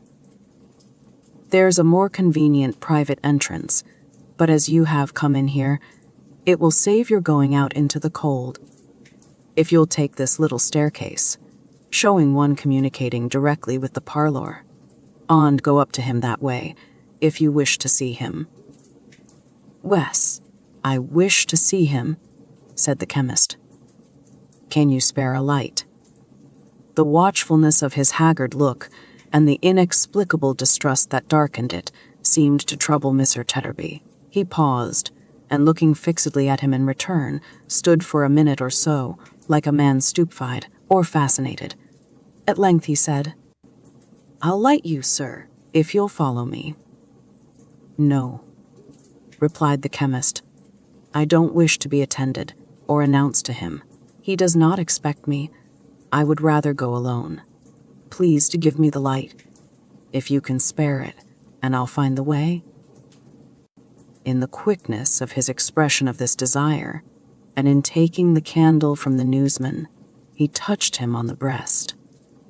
Withdrawing his hand hastily, almost as though he had wounded him by accident, so for he did not know in what part of himself his new power resided, or how it was communicated, or how the manner of its reception varied in different persons, he turned and ascended the stair. But when he reached the top, he stopped and looked down. The wife was standing in the same place, twisting her ring round and round upon her finger. The husband, with his head bent forward on his breast, was musing heavily and sullenly. The children, still clustering about the mother, gazed timidly after the visitor and nestled together when they saw him looking down. "Come," said the father, roughly. "There's enough of this. Get to bed here." "The place is inconvenient and small enough," the mother added. "Without you, get to bed." The whole brood, scared and sad, crept away, little Johnny and the baby lagging last. The mother, glancing contemptuously round the sordid room and tossing from her the fragments of their meal, stopped on the threshold of her task of clearing the table and sat down, pondering idly and dejectedly. The father betook himself to the chimney corner, and impatiently raking the small fire together, bent over it as if he would monopolize it all. They did not interchange a word. The chemist, paler than before, stole upward like a thief, looking back upon the change below and dreading equally to go on or return. "What have I done?" he said, confusedly. "What am I going to do?" To be the benefactor of mankind, he thought he heard a voice reply. He looked round, but there was nothing there, and a passage now shutting out the little parlor from his view. He went on, directing his eyes before him at the way he went. "It is only since last night," he muttered gloomily, "that I have remained shut up, and yet all things are strange to me. I am strange to myself. I am here as in a dream. What interest have I in this place, or in any place that I can bring to my remembrance? My mind is going blind." There was a door before him, and he knocked at it. Being invited by a voice within to enter, he complied. "Is that my kind nurse?" said the voice. "But I need not ask her. There is no one else to come here." It spoke cheerfully, though in a languid tone, and attracted his attention to a young man lying on a couch, drawn before the chimney-piece, with the back towards the door. A meager, scanty stove, pinched and hollowed like a sick man's cheeks, and bricked into the center of a hearth that it could scarcely warm, contained the fire to which his face was turned. Being so near the windy house top, it wasted quickly and with a busy sound, and the burning ashes dropped down fast. "The chink when they shoot out here," said the student, smiling. "So, according to the gossips, they are not coffins, but purses. I shall be well and rich yet, some day, if it please God, and shall live perhaps to love a daughter Milly, in remembrance of the kindest nature and the gentlest heart in the world." He put up his hand as if expecting her to take it, but, being weakened, he lay still, with his face resting on his other hand, and did not turn round. The chemist glanced about the room, at the student's books and papers, piled upon a table in a corner, where they, and his extinguished reading lamp, now prohibited and put away, told of the attentive hours that had gone before this illness, and perhaps caused it.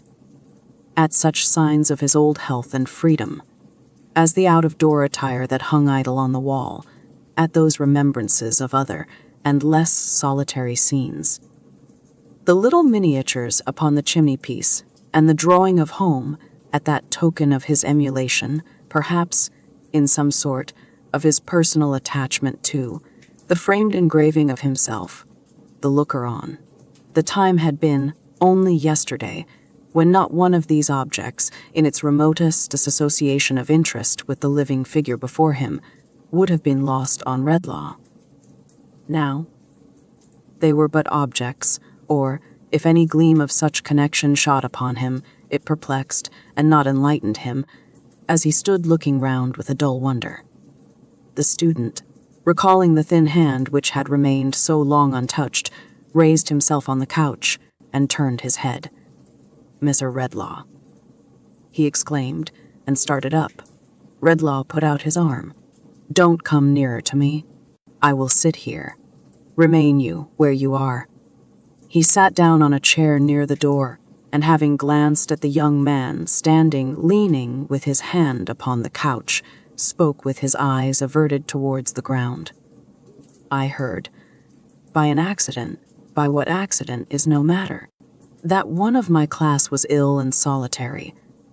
I received no other description of him than that he lived in this street. Beginning my inquiries at the first house in it, I have found him." "I have been ill, sir," returned the student, not merely with a modest hesitation, but with a kind of awe of him, "but am greatly better. An attack of fever of the brain, I believe, has weakened me, but I am much better. I cannot say I have been solitary in my illness, or I should forget the ministering hand that has been near me." "You are speaking of the keeper's wife," said Redlaw. "Yes." The student bent his head, as if he rendered her some silent homage.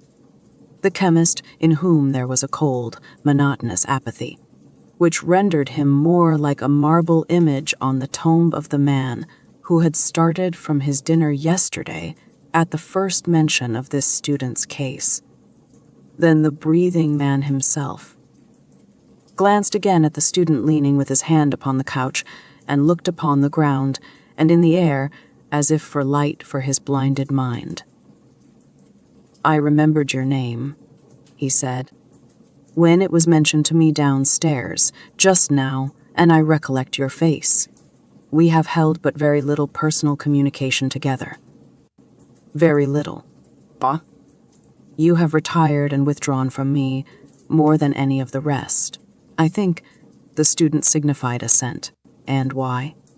said the chemist, not with the least expression of interest, but with a moody, wayward kind of curiosity.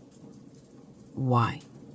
How comes it that you have sought to keep especially from me the knowledge of your remaining here, at this season, when all the rest have dispersed, and of your being ill? I want to know why this is." The young man, who had heard him with increasing agitation, raised his downcast eyes to his face, and clasping his hands together, cried with sudden earnestness and with trembling lips, "Mr. Redlaw, you have discovered me. You know my secret. Secret, said the chemist harshly. I know? Yes, your manner, so different from the interest and sympathy which endear you to so many hearts, your altered voice. The constraint there is in everything you say, and in your looks, replied the student. Warn me that you know me. That you would conceal it even now is but a proof to me, God knows I need known. Of your natural kindness and of the bar there is between us. A vacant and contemptuous laugh was all his answer. But, Miss Redlaw, said the student, "'Hus a just man and a good man. Think how innocent I am, except in name and descent, of participation in any wrong inflicted on you or in any sorrow you have borne." "Sorrow," said Redlaw, laughing. "Wrong. What are those to me?" "For heaven's sake," entreated the shrinking student, "do not let the mere interchange of a few words with me change you like this, sir. Let me pass again from your knowledge and notice. Let me occupy my old reserved and distant place among those whom you instruct. Know me only by the name I have assumed, and not by that of Longford." "Longford," exclaimed the other. He clasped his head with both his hands, and for a moment turned upon the young man his own intelligent and thoughtful face. But the light passed from it like the sunbeam of an instant, and it clouded as before. "The name my mother bears, sir," faltered the young man, the name she took when she might, perhaps, have taken one more honored. "Mr. Redlaw." Hesitating, "I believe I know that history. Where my information halts, my guesses at what is wanting may supply something not remote from the truth. I am the child of a marriage that has not proved itself a well-assorted or a happy one. From infancy, I have heard you spoken of with honor and respect with something that was almost reverence. I have heard of such devotion, of such fortitude and tenderness, of such rising up against the obstacles which press men down, that my fancy, since I learnt my little lesson from my mother, has shed a luster on your name. At last, a poor student myself, from whom could I learn but you?" Redlaw, unmoved, unchanged, and looking at him with a staring frown, answered by no word or sign. "I cannot say," pursued the other.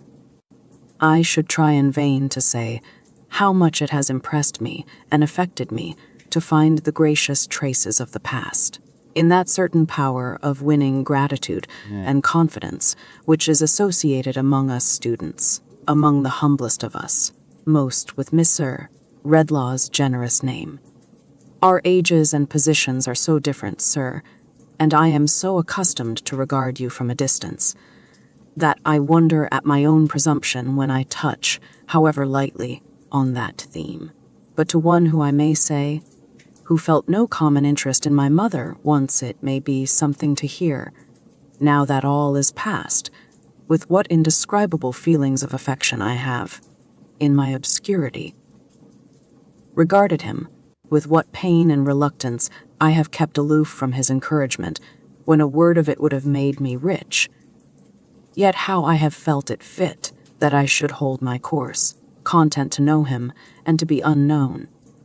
Mr. Redlaw, said the student, faintly, what I would have said, I have said ill, for my strength is strange to me as yet.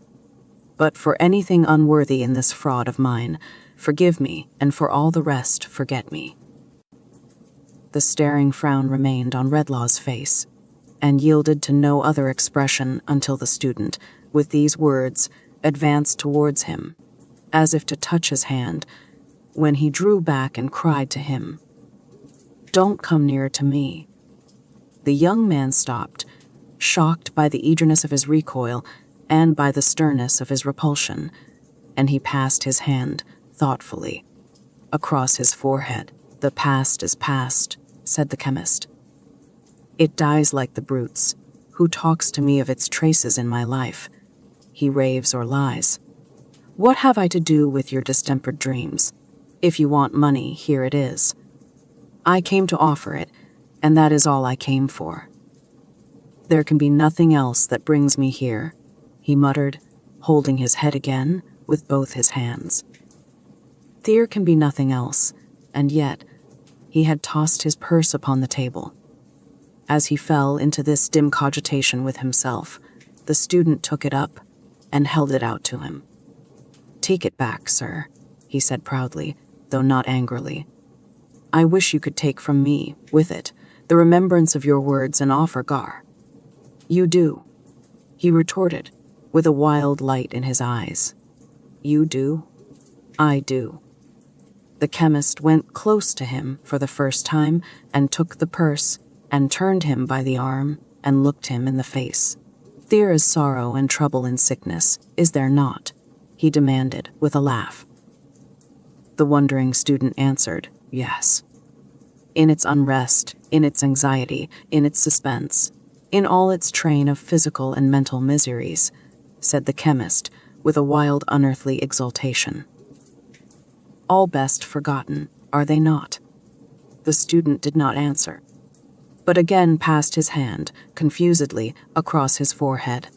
Redlaw still held him by the sleeve when Millie's voice was heard outside. "I can see very well now," she said. "Thank you, Dolph. Don't cry, dear. Father and Mother will be comfortable again tomorrow, and home will be comfortable too. A gentleman with him is there." Redlaw released his hold as he listened. "I have feared, from the first moment," he murmured to himself, "to meet her.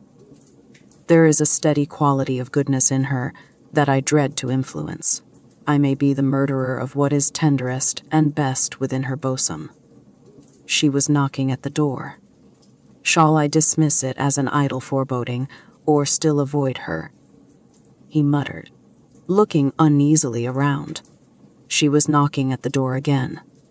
"Of all the visitors who could come here," he said in a hoarse, alarmed voice, turning to his companion, "this is the one I should desire most to avoid. Hide me." The student opened a frail door in the wall, communicating where the garret roof began to slope towards the floor, with a small inner room. Redlaw passed in hastily and shut it after him. The student then resumed his place upon the couch and called to her to enter. "Dear Mr. Edmund," said Millie, looking round, "they told me there was a gentleman here. There is no one here but I gaw." "There has been someone." Yes, there has been someone." She put her little basket on the table and went up to the back of the couch, as if to take the extended hand, but it was not there. A little surprised, in her quiet way, she leaned over to look at his face and gently touched him on the brow. "Are you quite as well tonight? Your head is not so cool as in the afternoon." "Tut," said the student petulantly, "very little ails me." A little more surprise, but no reproach, was expressed in her face as she withdrew to the other side of the table and took a small packet of needlework from her basket.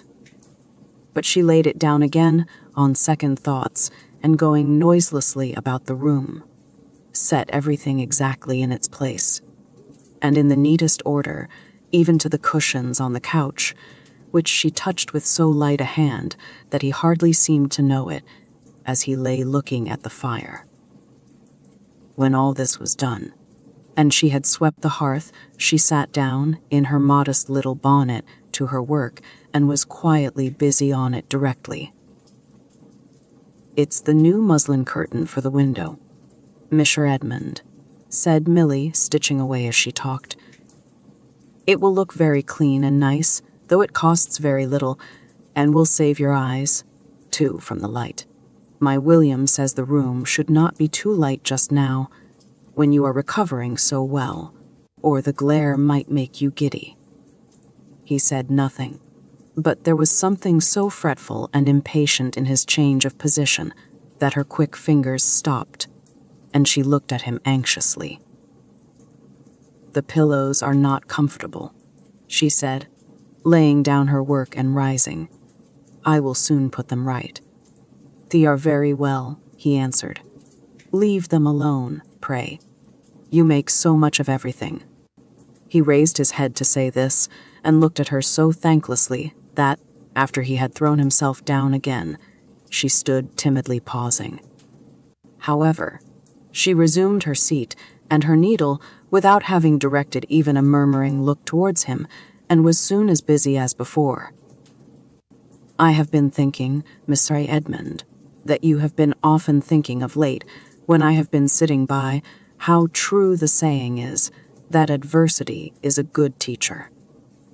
Health will be more precious to you, after this illness, than it has ever been. And years hence, when this time of year comes round, and you remember the days when you lay here sick, alone, that the knowledge of your illness might not afflict those who are dearest to you, your home will be doubly dear and doubly blessed. Now, isn't that a good, true thing?" She was too intent upon her work, and too earnest in what she said, and too composed and quiet altogether, to be on the watch for any look he might direct towards her in reply, so the shaft of his ungrateful glance fell harmless and did not wound her. "Ah," said Milly, with her pretty head inclining thoughtfully on one side, as she looked down, following her busy fingers with her eyes.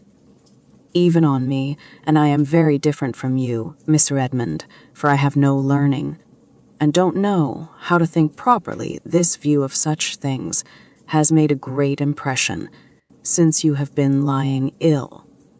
When I have seen you so touched by the kindness and attention of the poor people downstairs, I have felt that you thought even that experience some repayment for the loss of health. And I have read in your face, as plain as if it was a book, that but for some trouble and sorrow, we should never know half the good there is about us." His getting up from the couch interrupted her, or she was going on to say more. "We needn't magnify the merit, Mrs. William," he rejoined slightingly.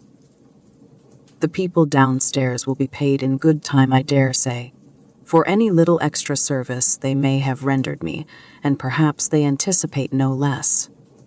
I am much obliged to you, too." Her fingers stopped, and she looked at him. "I can't be made to feel the more obliged by your exaggerating the case," he said. "I am sensible that you have been interested in me, and I say I am much obliged to you. What more would you have?" Her work fell on her lap as she still looked at him walking to and fro with an intolerant air and stopping now and then. "I say again, I am much obliged to you. Why weaken my sense of what is your due and obligation by preferring enormous claims upon me? Trouble, sorrow, affliction, adversity. One might suppose I had been dying a score of deaths here. Do you believe, Mr. Edmund," she asked, rising and going nearer to him, "that I spoke of the poor people of the house with any reference to myself? To me?" laying her hand upon her bosom with a simple and innocent smile of astonishment. "Oh, I think nothing about it, my good creature," he returned. "I have had an indisposition, which your solicitude observe. I say solicitude makes a great deal more of than it merits, and it's over, and we can't perpetuate it." He coldly took a book and sat down at the table. She watched him for a little while, until her smile was quite gone, and then, returning to where her basket was, said gently, "Mr. Edmund, would you rather be alone?" "There is no reason why I should detain you here," he replied. "Except," said Milly, hesitating and showing her work. "Oh, the curtain," he answered, with a supercilious laugh. "That's not worth staying for." She made up the little packet again and put it in her basket. Then, standing before him with such an air of patient entreaty that he could not choose but look at her, she said, "If you should want me, I will come back willingly. When you did want me, I was quite happy to come. There was no merit in it. I think you must be afraid that, now you are getting well, I may be troublesome to you, but I should not have been, indeed. I should have come no longer than your weakness and confinement lasted. You owe me nothing, but it is right that you should deal as justly by me as if I was a lady, even the very lady that you love, and if you suspect me of meanly making much of the little I have tried to do to comfort your sick room, you do yourself more wrong than ever you can do me. That is why I am sorry. That is why I am very sorry.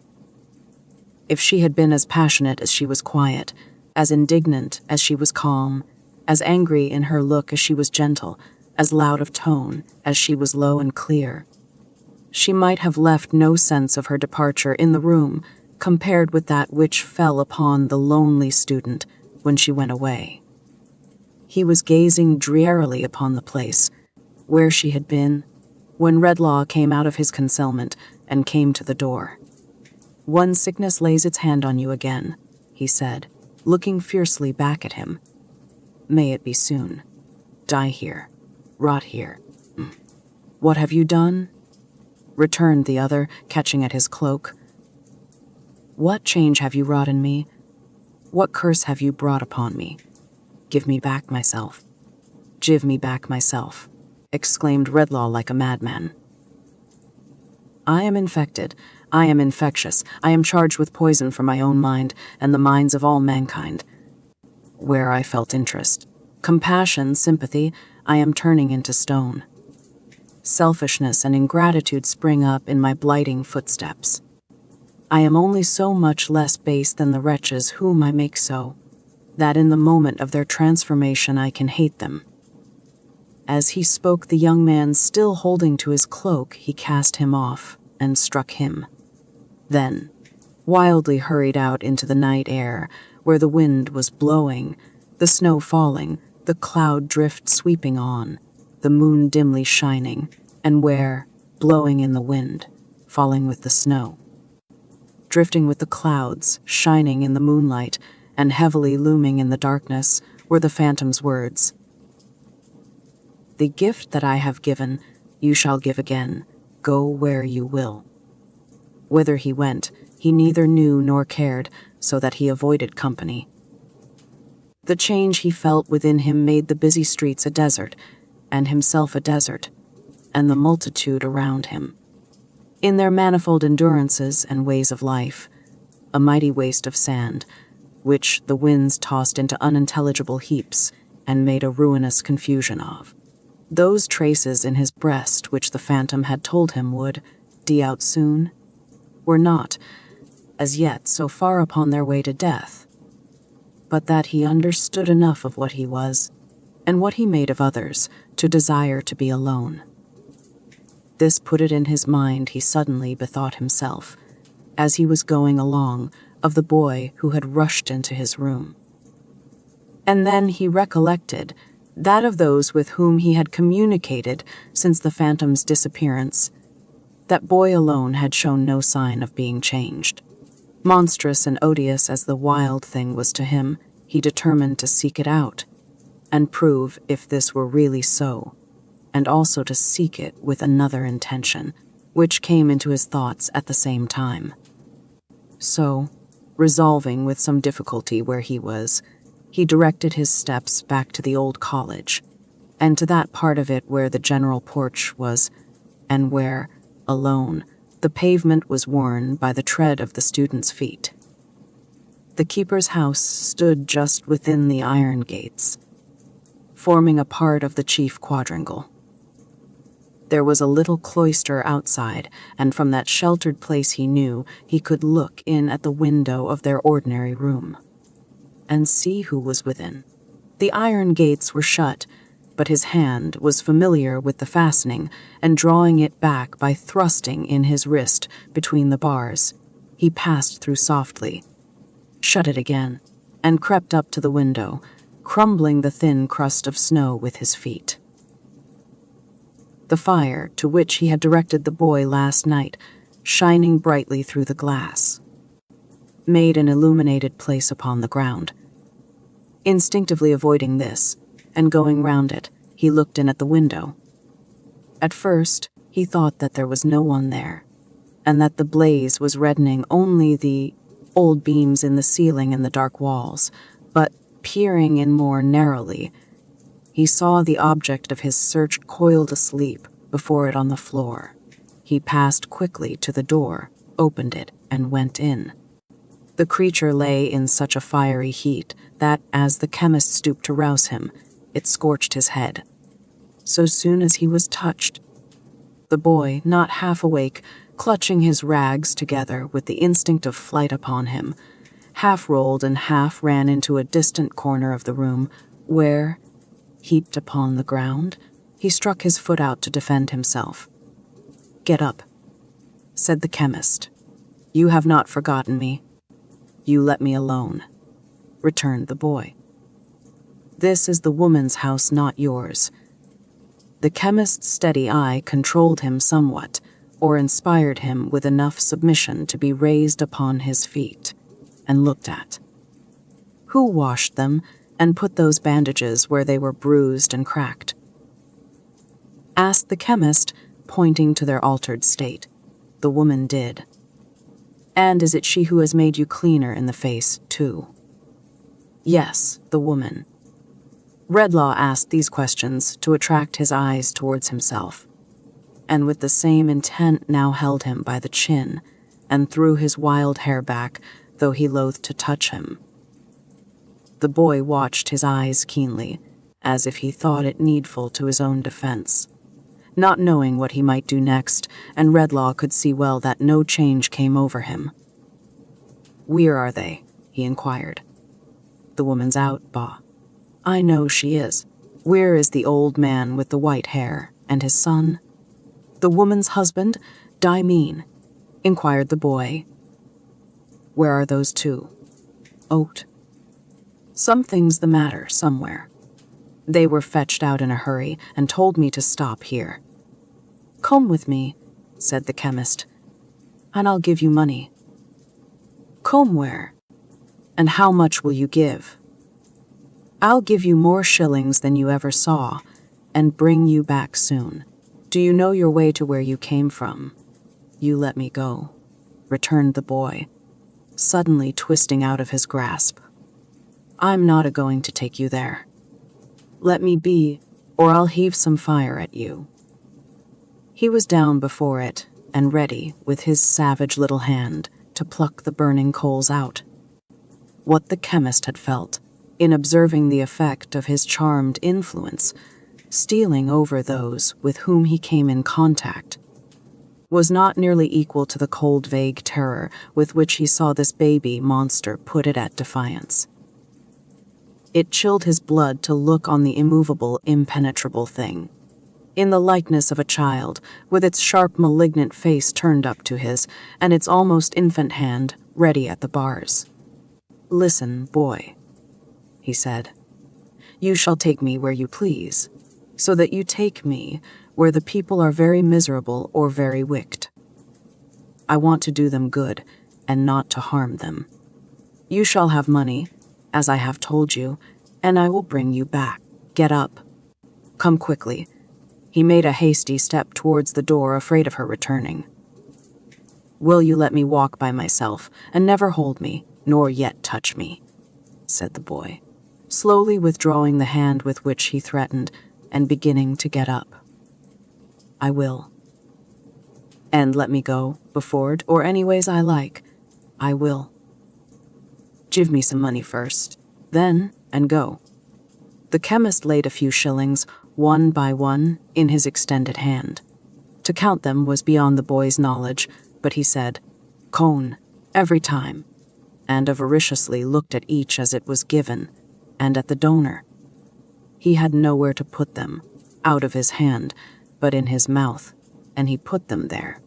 Redlaw then wrote with his pencil on a leaf of his pocketbook that the boy was with him, and laying it on the table, signed to him to follow, keeping his rags together, as usual. The boy complied, and went out with his bare head and naked feet into the winter night, preferring not to depart by the iron gate by which he had entered. where they were in danger of meeting her whom he so anxiously avoided. The chemist led the way, through some of those passages among which the boy had lost himself, and by that portion of the building where he lived, to a small door of which he had the key. When they got into the street, he stopped to ask his guide, who instantly retreated from him, if he knew where they were. The savage thing looked here and there, and at length, nodding his head, pointed in the direction he designed to take.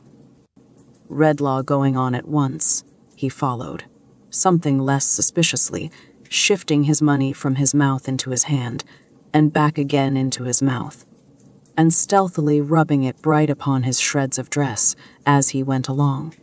3 times, in their progress, they were side by side. 3 times they stopped, being side by side. 3 times the chemist glanced down at his face, and shuddered as it forced upon him one reflection. The first occasion was when they were crossing an old churchyard, and Redlaw stopped among the graves, utterly at a loss how to connect them with any tender, softening, or consolatory thought. The second was when the breaking forth of the moon induced him to look up at the heavens, where he saw her in her glory, surrounded by a host of stars he still knew by the names and histories which human science has appended to them, but where he saw nothing else he had been wont to see, felt nothing he had been wont to feel, in looking up there on a bright night. The third was when he stopped to listen to a plaintive strain of music, but could only hear a tune, made manifest to him by the dry mechanism of the instruments and his own ears, with no address to any mystery within him, without a whisper in it of the past or of the future, powerless upon him as the sound of last year's running water or the rushing of last year's wind. At each of these 3 times, he saw with horror that, in spite of the vast intellectual distance between them, and their being unlike each other in all physical respects, the expression on the boy's face was the expression on his own. They journeyed on for some time now through such crowded places that he often looked over his shoulder thinking he had lost his guide, but generally finding him within his shadow on his other side, now by ways so quiet that he could have counted his short, quick, naked footsteps coming on behind until they arrived at a ruinous collection of houses, and the boy touched him and stopped. "In there," he said, pointing out one house where there were scattered lights in the windows and a dim lantern in the doorway, with lodgings for travellers painted on it.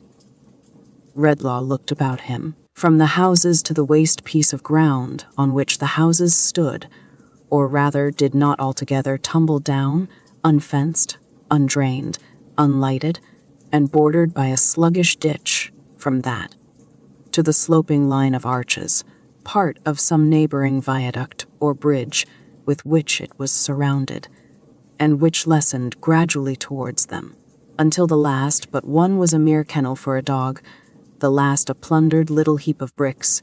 From that to the child, close to him, cowering and trembling with the cold, and limping on one little foot while he coiled the other round his leg to warm it, yet staring at all these things with that frightful likeness of expression so apparent in his face that Redlaw started from him. "In there," said the boy, pointing out the house again. "I'll wait." "Will they let me in?" asked Redlaw. "Say you're a doctor," he answered with a nod. "There's plenty ill here." Looking back on his way to the house door, Redlaw saw him trail himself upon the dust and crawl within the shelter of the smallest arch, as if he were a rat.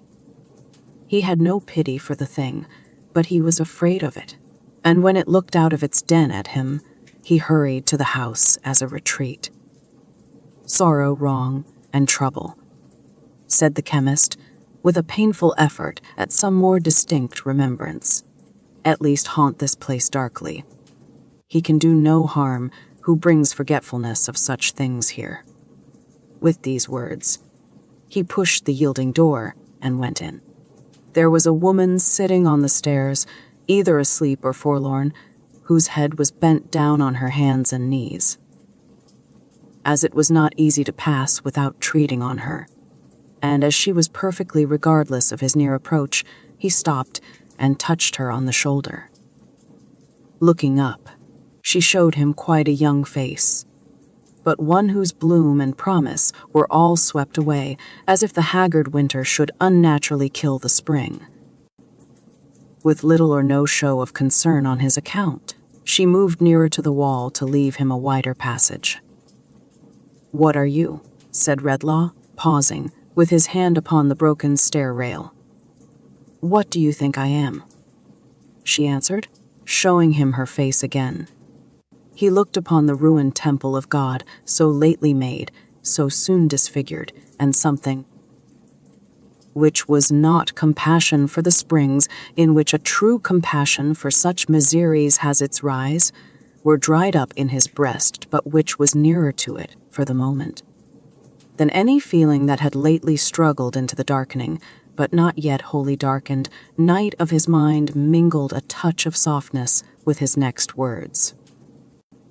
"I am come here to give relief, if I can," he said. "Are you thinking of any wrong?"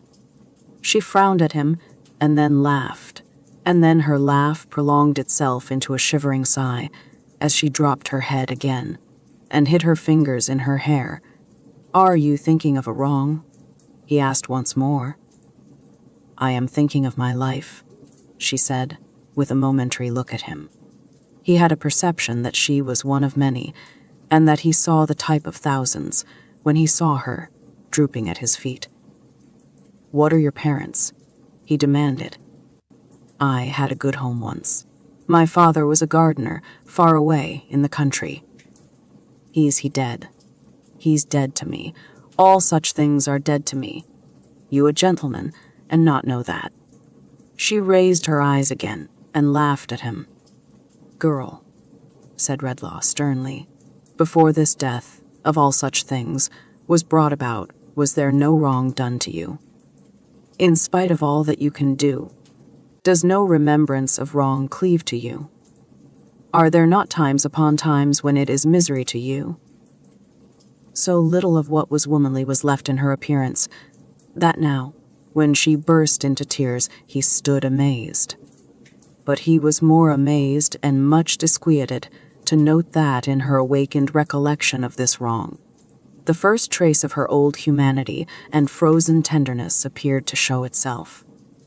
He drew a little off, and in doing so, observed that her arms were black, her face cut, and her bosom bruised. "What brutal hand has hurt you so?" he asked. "My own. I did it myself," she answered quickly. "It is impossible. I'll swear I did. He didn't touch me. I did it to myself in a passion, and threw myself down here. He wasn't near me. He never laid a hand upon me." In the white determination of her face, confronting him with this untruth, he saw enough of the last perversion and distortion of good surviving in that miserable breast to be stricken with remorse that he had ever come near her. "Sorrow, wrong, and trouble," he muttered, turning his fearful gaze away. "All that connects her with the state from which she has fallen has those roots. In the name of God, let me go by."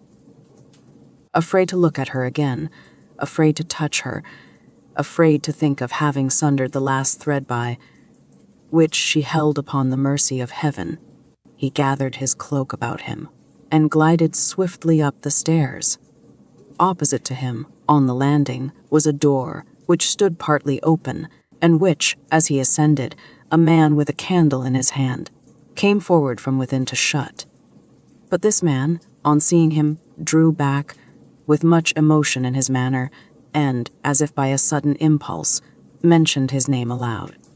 In the surprise of such a recognition there, he stopped, endeavoring to recollect the wan and startled face. He had no time to consider it, for, to his yet greater amazement, Old Philip came out of the room and took him by the hand. "Mr. Redlaw," said the old man. This is like you, sir.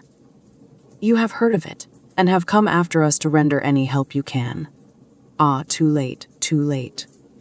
Redlaw, with a bewildered look, submitted to be led into the room. A man lay there, on a truckle bed, and William Swidger stood at the bedside. "Too late," murmured the old man, looking wistfully into the chemist's face, and the tears stole down his cheeks. "That's what I say, father," interposed his son in a low voice. "That's where it is, exactly. To keep as quiet as ever we can while he's a-dozing is the only thing to do." "You're right, father."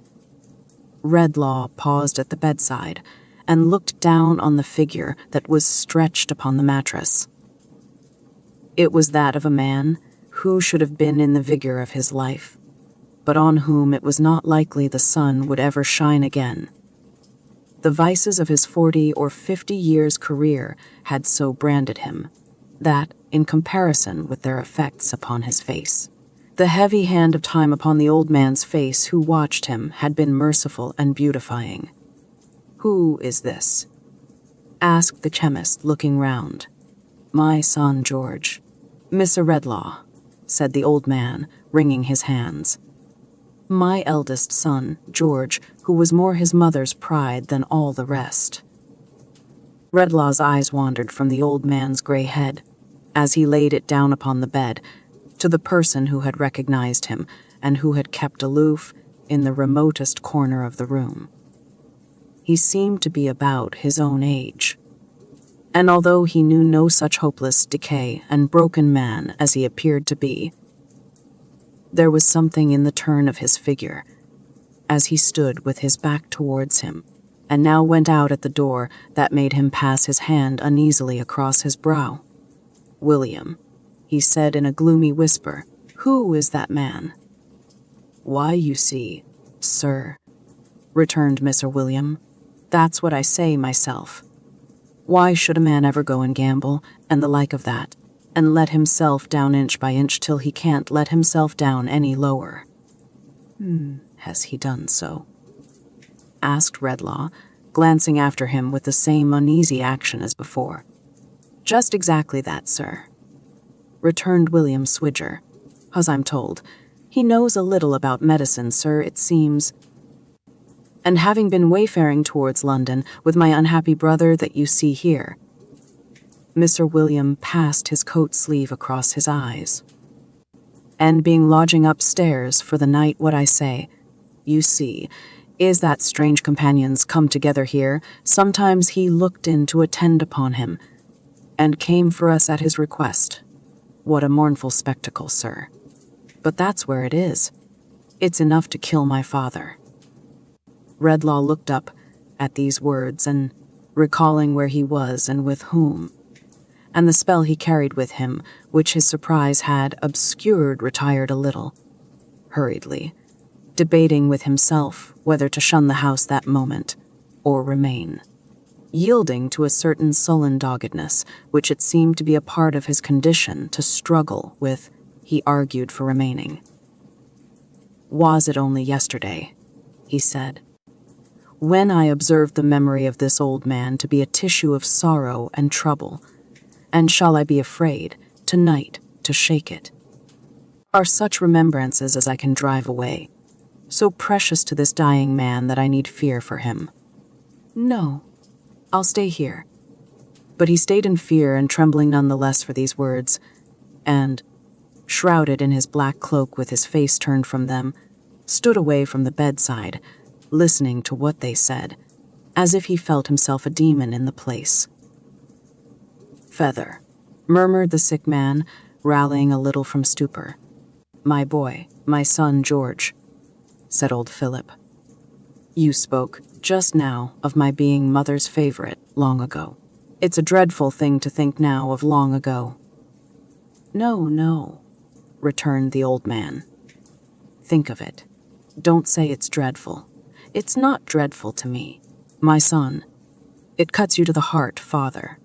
for the old man's tears were falling on him. "Wes, yes," said Philip. "So it does. But it does me good. It's a heavy sorrow to think of that time, but it does me good, George. Oh, think of it too, and your heart will be softened more and more. Where's my son, William? William. My boy, your mother loved him dearly to the last, and with her latest breath said, 'Tell him I forgave him, blessed him, and prayed for him.' Those were her words to me. I have never forgotten them, and I'm 87. Father," said the man upon the bed, "I am dying, I know. I am so far gone that I can hardly speak, even of what my mind most runs on. Is there any hope for me beyond this bed?" "There is hope," returned the old man, "for all who are softened and penitent.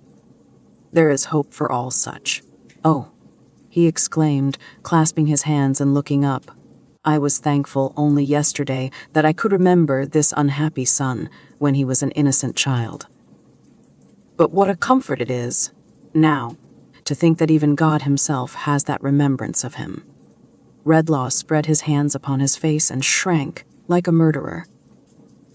"Ah," feebly moaned the man upon the bed, "the waste since then, the waste of life since then." "But he was a child once," said the old man. "He played with children. Before he lay down on his bed at night and fell into his guiltless rest, he said his prayers at his poor mother's knee. I have seen him do it many a time, and seen her lay his head upon her breast and kiss him.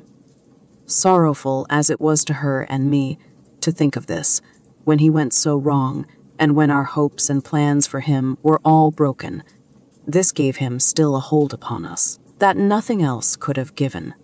Oh, Father, so much better than the fathers upon earth. Oh, Father, so much more afflicted by the errors of thy children. Take this wanderer back, not as he is, but as he was then. Let him cry to thee, as he has so often seemed to cry to us." As the old man lifted up his trembling hands, the son, for whom he made the supplication, laid his sinking head against him for support and comfort, as if he were indeed the child of whom he spoke. When did man ever tremble, as Redlaw trembled, in the silence that ensued? He knew it must come upon them, knew that it was coming fast. "My time is very short, my breath is shorter," said the sick man, supporting himself on one arm, and with the other groping in the air.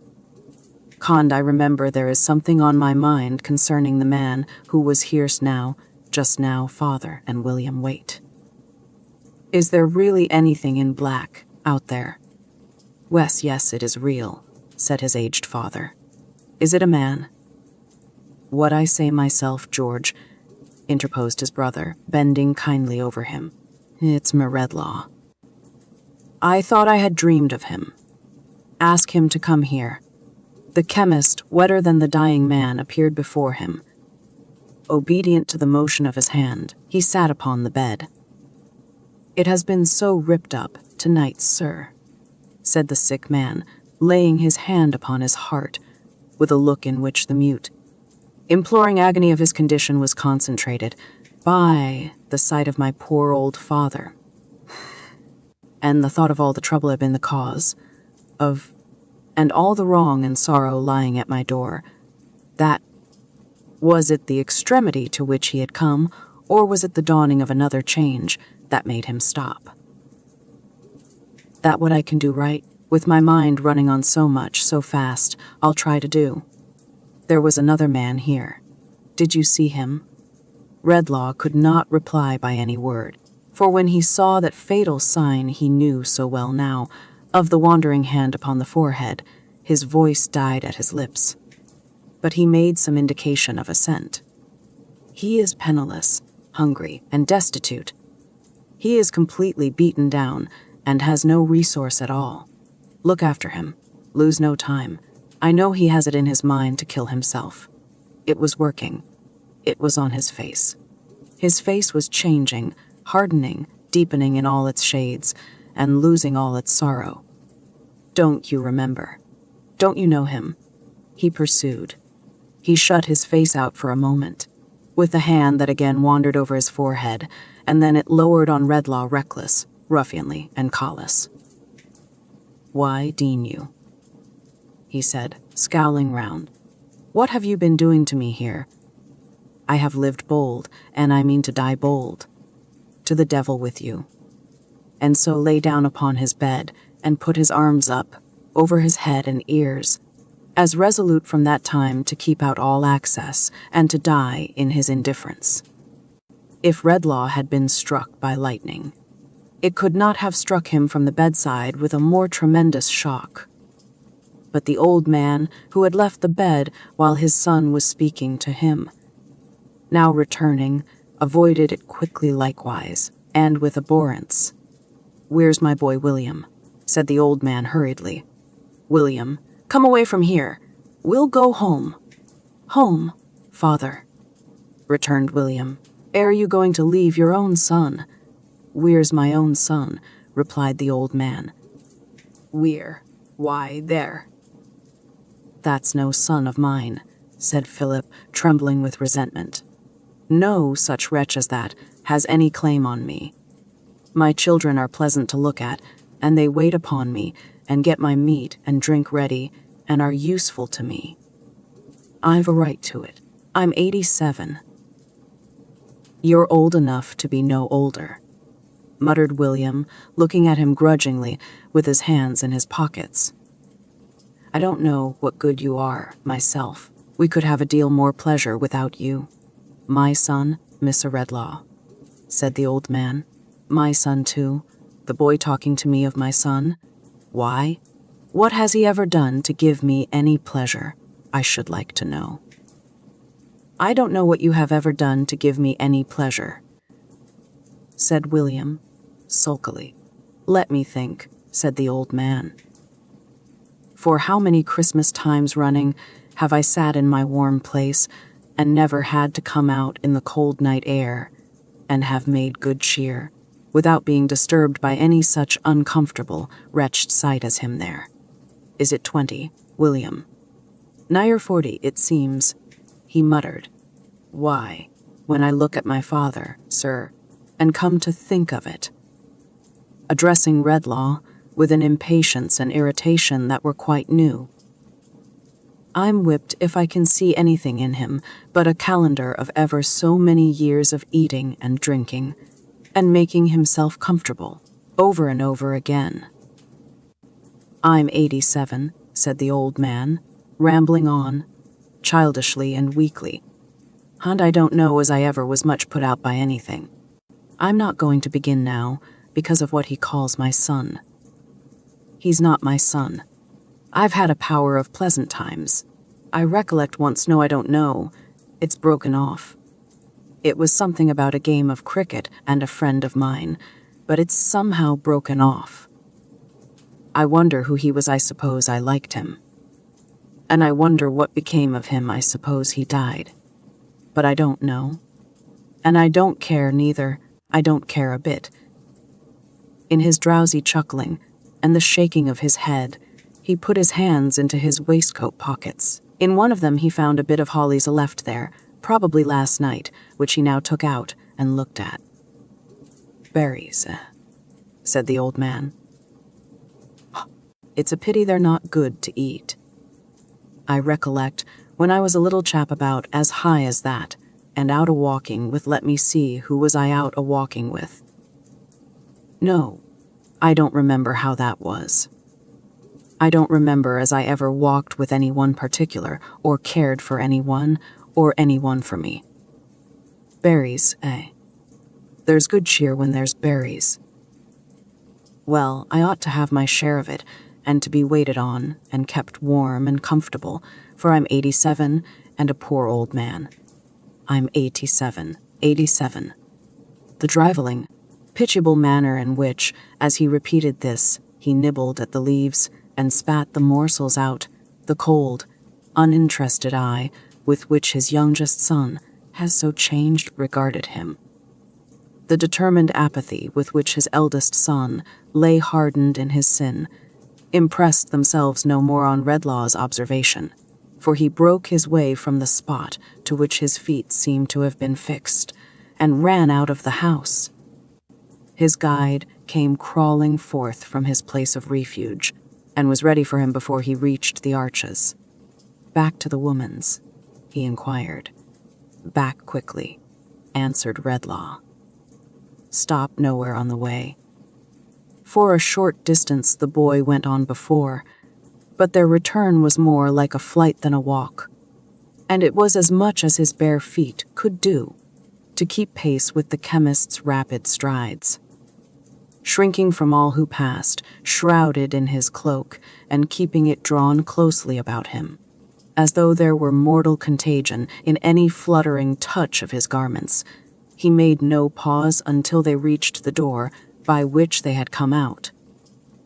He unlocked it with his key, went in, accompanied by the boy, and hastened through the dark passages to his own chamber. The boy watched him as he made the door fast and withdrew behind the table when he looked round. "Come," he said. "Don't you touch me. You've not brought me here to take my money away." Redlaw threw some more upon the ground. He flung his body on it immediately, as if to hide it from him, lest the sight of it should tempt him to reclaim it, and not until he saw him seated by his lamp, with his face hidden in his hands, began furtively to pick it up.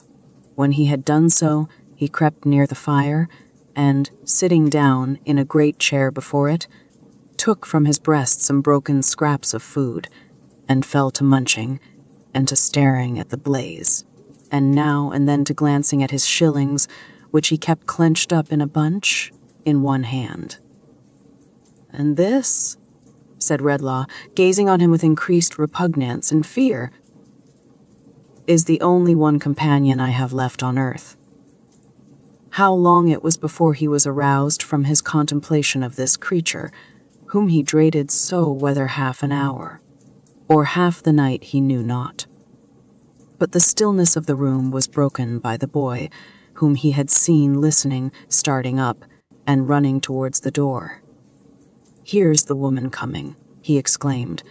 The chemist stopped him on his way, at the moment when she knocked. "Let me go to her, will you?" said the boy.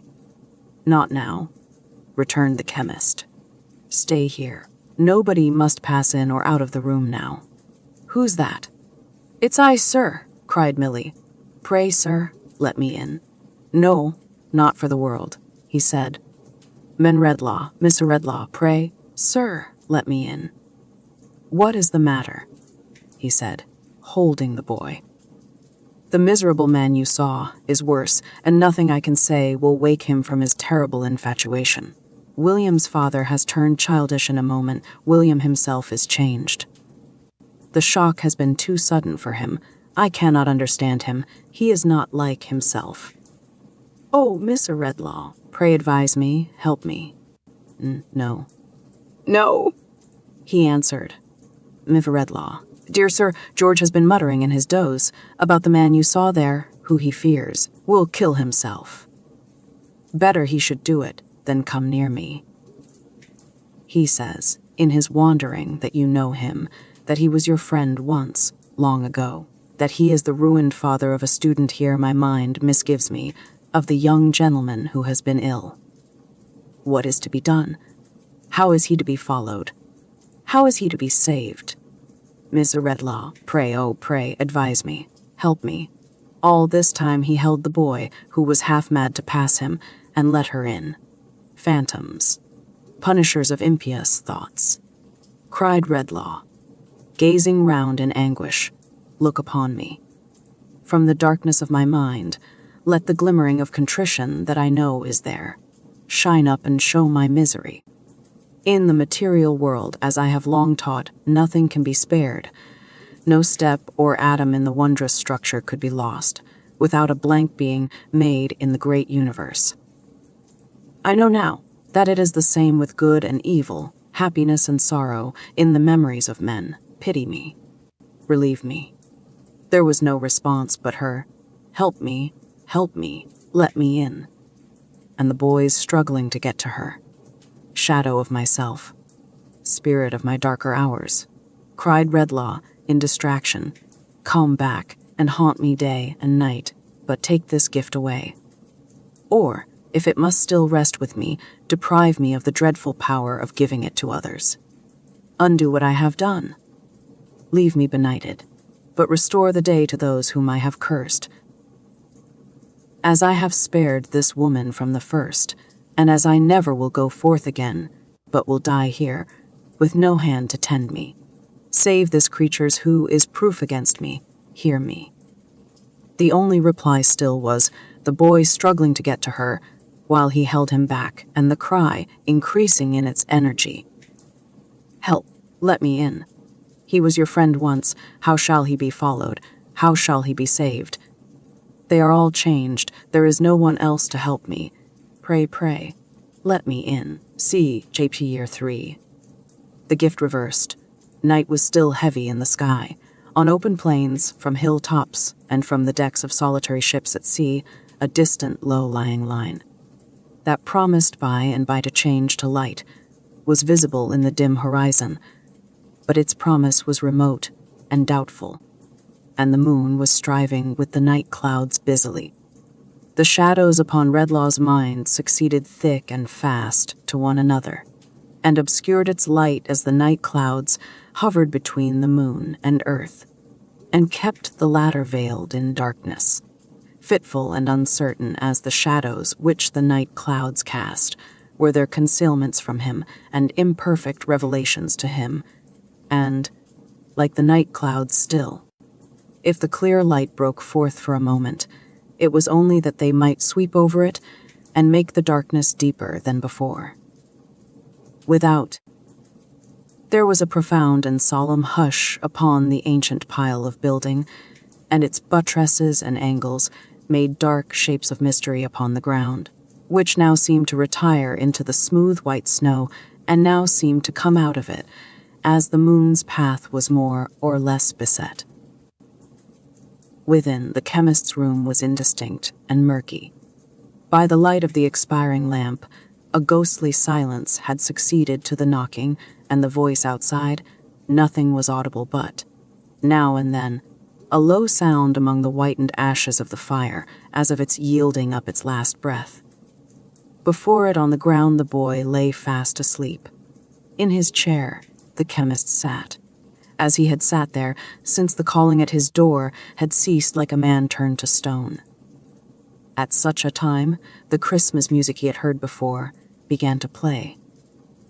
He listened to it at first, as he had listened in the churchyard, but presently it playing still, and being borne towards him on the night air in a low, sweet, melancholy strain, he rose, and stood stretching his hands about him, as if there were some friend approaching within his reach, on whom his desolate touch might rest, yet do no harm.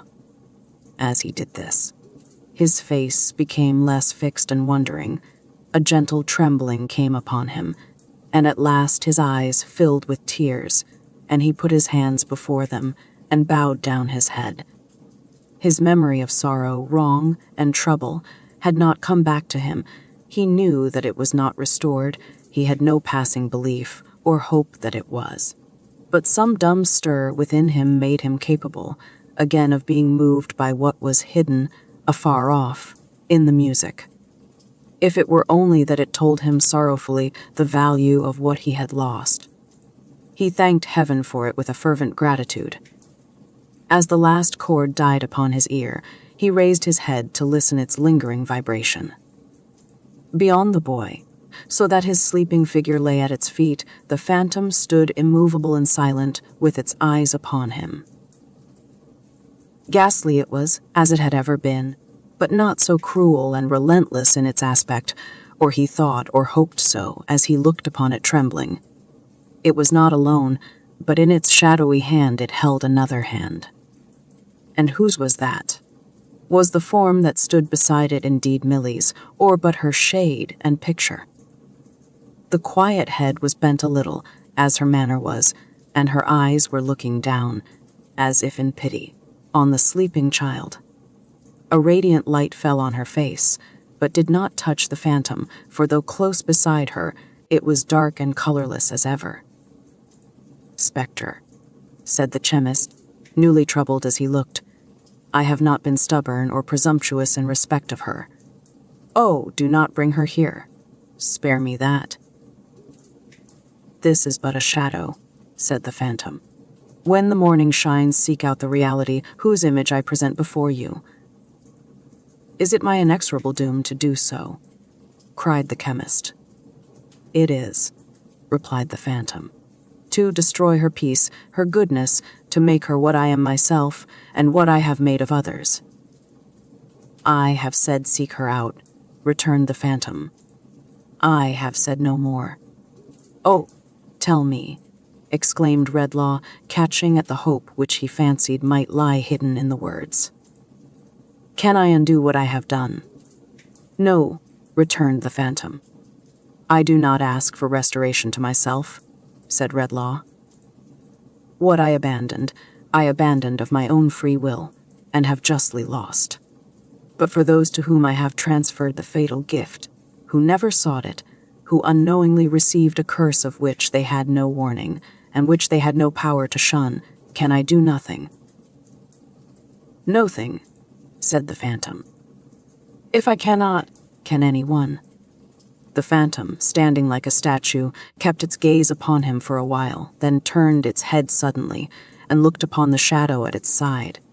"Ah, can she?" cried Redlaw, still looking upon the shade. The phantom released the hand it had retained till now, and softly raised its own with a gesture of dismissal. Upon that, her shadow, still preserving the same attitude, began to move or melt away. "Stay," cried Redlaw with an earnestness to which he could not give enough expression. "For a moment. As an act of mercy. I know that some change fell upon me when those sounds were in the air just now. Tell me, have I lost the power of harming her? May I go near her without dread? Oh, let her give me any sign of hope." The phantom looked upon the shade as he did nod at him and gave no answer. "At least, say this has she, henceforth, the consciousness of any power to set right what I have done."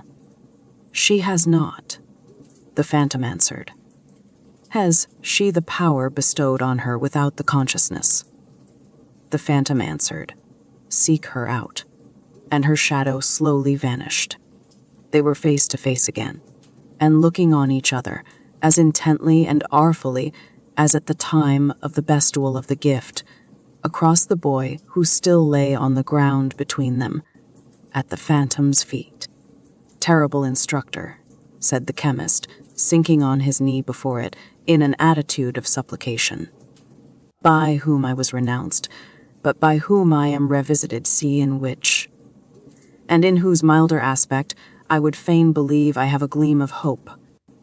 I will obey without inquiry, praying the cry I have sent up in the anguish of my soul has been, or will be, heard in behalf of those whom I have injured beyond human reparation. But there is one thing. You speak to me of what is lying here." The phantom interposed, and pointed with its finger to the boy. "I do," returned the chemist. "You know what I would ask. Why has this child alone been proof against my influence, and why have I detected in its thoughts a terrible companionship with mine?" "This," said the phantom, pointing to the boy, "is the last, completest illustration of a human creature, utterly bereft of such remembrances as you have yielded up. No softening memory of sorrow, wrong, or trouble enters here.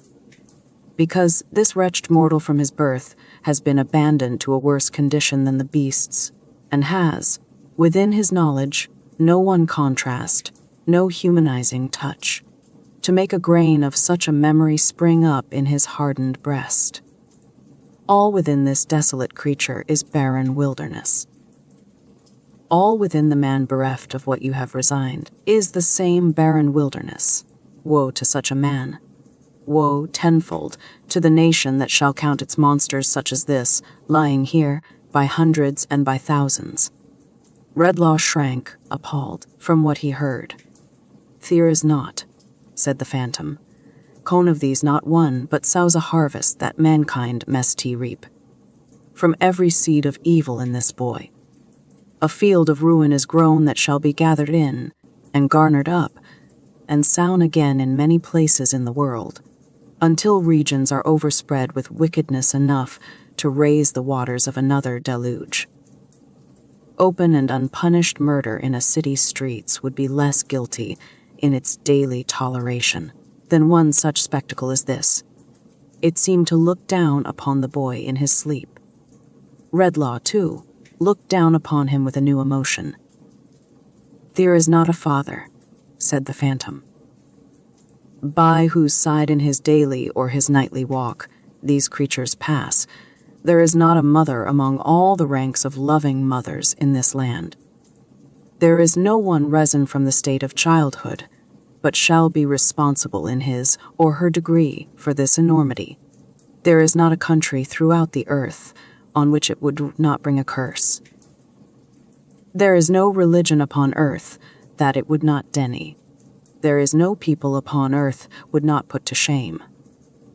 The chemist clasped his hands and looked, with trembling fear and pity, from the sleeping boy to the phantom, standing above him with his finger pointing down. "Behold, I say," pursued the spectre, "the perfect type of what it was your choice to be. Your influence is powerless here, because from this child's bosom you can banish nothing. His thoughts have been in terrible companionship with yours. Because you have gone down to his unnatural level.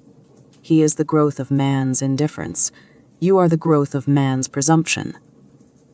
The beneficent design of heaven is, in each case, overthrown, and from the two poles of the immaterial world you come together." The chemist stooped upon the ground beside the boy, and, with the same kind of compassion for him that he now felt for himself, covered him as he slept, and no longer shrank from him with abhorrence or indifference. Soon now, the distant line on the horizon brightened, the darkness faded, the sun rose red and glorious, and the chimney stacks and gables of the ancient building gleamed in the clear air, which turned the smoke and vapor of the city into a cloud of gold. The very sundial in his shady corner, where the wind was used to spin with such unwonted constancy, shook off the finer particles of snow that had accumulated on his dull old face in the night, and looked out at the little white wreaths eddying round and round him. Doubtless some blind groping of the morning made its way down into the forgotten crypt, so cold and earthy, where the Norman arches were half buried in the ground, and stirred the dull sap in the lazy vegetation hanging to the walls, and quickened the slow principle of life within the little world of wonderful and delicate creation which existed there, with some faint knowledge that the sun was up. The Tetterbys were up and doing. Miss Tetterby took down the shutters of the shop and, strip by strip, revealed the treasures of the window to the eyes, so proof against their seductions of Jerusalem buildings. Adolphus had been out so long already that he was halfway on to morning pepper. 5 small Tetterbys, whose 10 round eyes were much inflamed by soap and friction, were in the tortures of a cool wash in the back kitchen, Mrs. Tetterby presiding.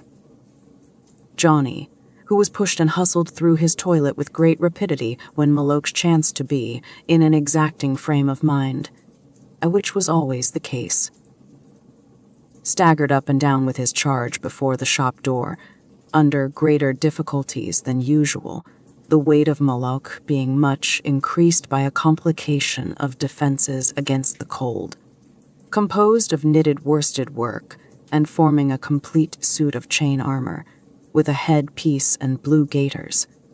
It was a peculiarity of this baby to be always cutting teeth. Whether they never came, or whether they came and went away again, is not in evidence, but it had certainly cut enough on the showing of Miss Tetterby to make a handsome dental provision for the sign of the bull and mouth. All sorts of objects were impressed for the rubbing of its gums, notwithstanding that it always carried, dangling at its waist, which was immediately under its chin, a bone ring large enough to have represented the rosary of a young nun. Knife handles, umbrella tops, the heads of walking sticks selected from the stock, the fingers of the family in general, but especially of Johnny, nutmeg graters, crusts the handles of doors, and the cool knobs on the tops of pokers were among the commonest instruments indiscriminately applied for this baby's relief. The amount of electricity that must have been rubbed out of it in a week is not to be calculated. Still, Mrs. Tetterbay always said, Kit was coming through, and then the child would be herself. And still it never did come through, and the child continued to be somebody else. The tempers of the little Tetterbys had sadly changed with a few hours. Mivar and Mrs. Tetterbay themselves were not more altered than their offspring. Usually they were an unselfish, good-natured, yielding little race, sharing short commons when it happened, which was pretty often contentedly and even generously, and taking a great deal of enjoyment out of a very little meat. But they were fighting now, not only for the soap and water, but even for the breakfast which was yet in perspective. The hand of every little Tetterby was against the other little Tetterby's, and even Johnny's hand the patient, much enduring, and devoted Johnny rose against the baby. Yes, Mrs. Tetterby, going to the door by mere accident, saw him viciously pick out a weak place in the suit of armor where a slap would tell, and slap that blessed child. Mrs. Tetterby had him into the parlor by the collar, in that same flash of time, and repaid him the assault with usury therito. "You brute, you murdering little boy," said Mrs. Tetterby, "had you the heart to do it?" "Why don't her teeth come through, then?" retorted Johnny, in a loud, rebellious voice, "instead of bothering me. How would you like it yourself?" "Like it, sir," said Mrs. Tetterby, relieving him of his dishonored load. "Wes, like it," said Johnny. "How would you?" "Not at all. If you was me, you'd go for a soldier. I will, too. There ain't no babies in the army."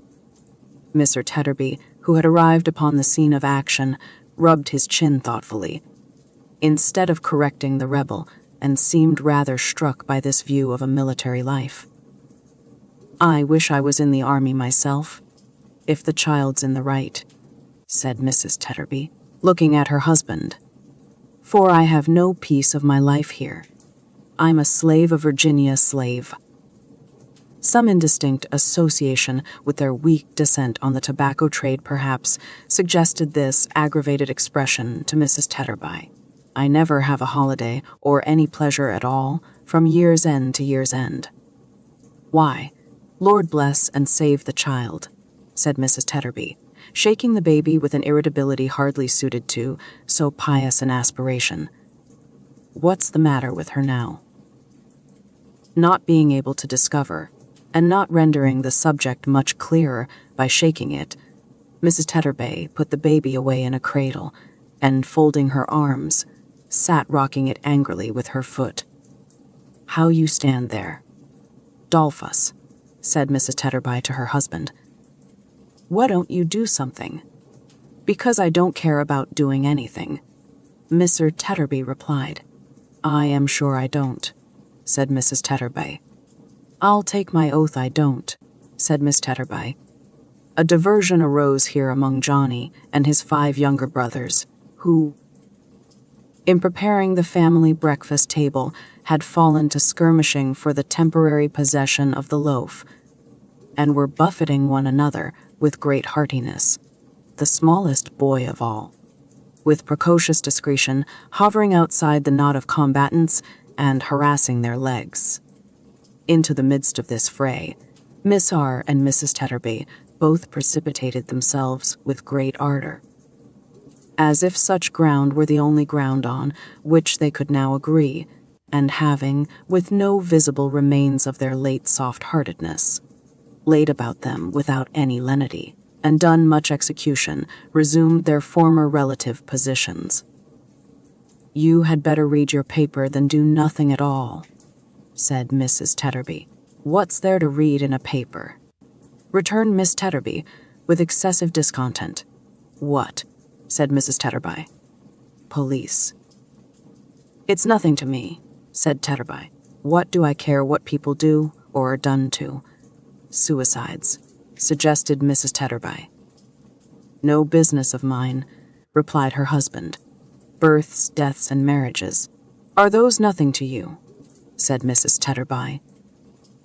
"If the births were all over for good, and all today, and the deaths were all to begin to come off tomorrow, I don't see why it should interest me, till I thought it was a-coming to my turn," grumbled Tetterby. "As to marriages, I've done it myself. I know quite enough about them." To judge from the dissatisfied expression of her face and manner, Mrs. Tetterby appeared to entertain the same opinions as her husband, but she opposed him, nevertheless, for the gratification of quarreling with him. "Oh, you're a consistent man," said Mrs. Tetterby. "Can't you, with the screen of your own making there, made of nothing else but bits of newspapers which you sit and read to the children by the half-hour together?" "Say used to, if you please," returned her husband. "You won't find me doing so any more. I'm wiser now." "Bah, wiser, indeed," said Miss Tetterby. "Are you better?" The question sounded some discordant note in Mr. Tetterby's breast. He ruminated dejectedly, and passed his hand across and across his forehead. "Better," murmured Mr. Tetterby. "I don't know as any of us are better or happier either. Better, is it?" He turned to the screen and traced about it with his finger, until he found a certain paragraph of which he was in quest. "This used to be one of the family favorites, I recollect," said Tetterby, in a forlorn and stupid way, "and used to draw tears from the children and make 'em good if there was any little bickering or discontent among 'em." Next to the story of the Robin Redbreasts in the wood. Melancholy case of destitution. Yesterday a small man with a baby in his arms and surrounded by half a dozen ragged little ones of various ages between 10 and 2, the whole of whom were evidently in a famishing condition, appeared before the worthy magistrate and made the following recital. "Ha! I don't understand it, I'm sure," said Tetterby. "I don't see what it has got to do with us." "How old and shabby he looks," said Mrs. Tetterby, watching him. "Never saw such a change in a man. Ah, dear me, dear me, dear me, it was a sacrifice." What was a sacrifice? Her husband sorely inquired. Mrs. Tetterby shook her head, and without replying in words, raised a complete sea-storm about the baby, by her violent agitation of the cradle. "If you mean your marriage was a sacrifice, my good woman," said her husband. "I do mean it," said his wife. "Why, then I mean to say," pursued Mr. Tetterby, as sulkily and surlily as she, "that there are two sides to that affair, and that I was the sacrifice, and that I wish the sacrifice hadn't been accepted." "I wish it hadn't, Tetterby, with all my heart and soul, I do assure you," said his wife. "You can't wish it more than I do. Tetterby, I don't know what I saw in her," muttered the newsman. "I'm sure certainly if I saw anything, it's not there now. I was thinking so last night after supper, by the fire. She's fat, she's aging, she won't bear comparison with most other women. He's common looking, he has no air with him, he's small, he's beginning to stoop and he's getting bald," muttered Mrs. Tetterby. "I must have been half out of my mind when I did it," muttered Mr. Tetterby. My senses must have forsook me. That's the only way in which I can explain it to myself, said Mrs. Tetterby with elaboration. In this mood they sat down to breakfast. The little Tetterbys were not habituated to regard that meal in the light of a sedentary occupation, but discussed it as a dance or trot, rather resembling a savage ceremony. In the occasionally shrill whoops and brandishings of bread and butter with which it was accompanied, as well as in the intricate filings off into the street and back again, and the hoppings up and down the doorsteps, which were incidental to the performance. In the present instance, the contentions between these Tetterby children for the milk and water jug, common to all, which stood upon the table, presented so lamentable an instance of angry passions risen very high indeed, that it was an outrage on the memory of Dr. Watts. It was not until Mr. Tetterby had driven the whole herd out at the front door that a moment's peace was secured, and even that was broken by the discovery that Johnny had surreptitiously come back, and was at that instant choking in the jug like a ventriloquist in his indecent and rapacious haste. These children will be the death of me at last, said Mrs. Tetterby, after banishing the culprit. And the sooner the better, I think. Poor people, said Mr. Tetterby, caught not to have children at all. They give us no pleasure. He was at that moment taking up the cup, which Mrs. Tetterby had rudely pushed towards him, and Mrs. Tetterby was lifting her own cup to her lips, when they both stopped, as if they were transfixed. Here, mother, father, cried Johnny, running into the room. Here's Mrs. William coming down the street. And if ever, since the world began, a young boy took a baby from a cradle with the care of an old nurse, and hushed and soothed it tenderly, and tottered away with it cheerfully, Johnny was that boy, and Moloch was that baby, as they went out together. Mr. Tetterby put down his cup. Mrs. Tetterby put down her cup. Mr. Tetterby rubbed his forehead. Mrs. Tetterby rubbed hers. Mr. Tetterby's face began to smooth and brighten. Mrs. Tetterby's began to smooth and brighten. Why, Lord forgive me, said Mr. Tetterby to himself. What evil tempers have I been giving way to? What has been the matter here? How could I ever treat him ill again, after all I said and felt last night? Sobbed Mrs. Tetterby, with her apron to her eyes. Am I a brute? Said Mr. Tetterby. Or is there any good in me at all? Sophia, my little woman. Dolphus, dear, returned his wife. I've been in a state of mind, said Mr. Tetterby, that I can't abear to think of Sophie. Oh, it's nothing to what I've been in, Dolph, cried his wife in a great burst of grief. My Sophia, said Miss Tetterby, don't take on. I never shall forgive myself. I must have nearly broke your heart, I know. No, Dolph, no. It was me, cried Mrs. Tetterby. My little woman, said her husband. Don't. You make me reproach myself dreadful when you show such a noble spirit. Sophia, my dear, you don't know what I thought. I showed it bad enough, no doubt, but what I thought, my little woman. Oh, dear Dolph, don't, cried his wife.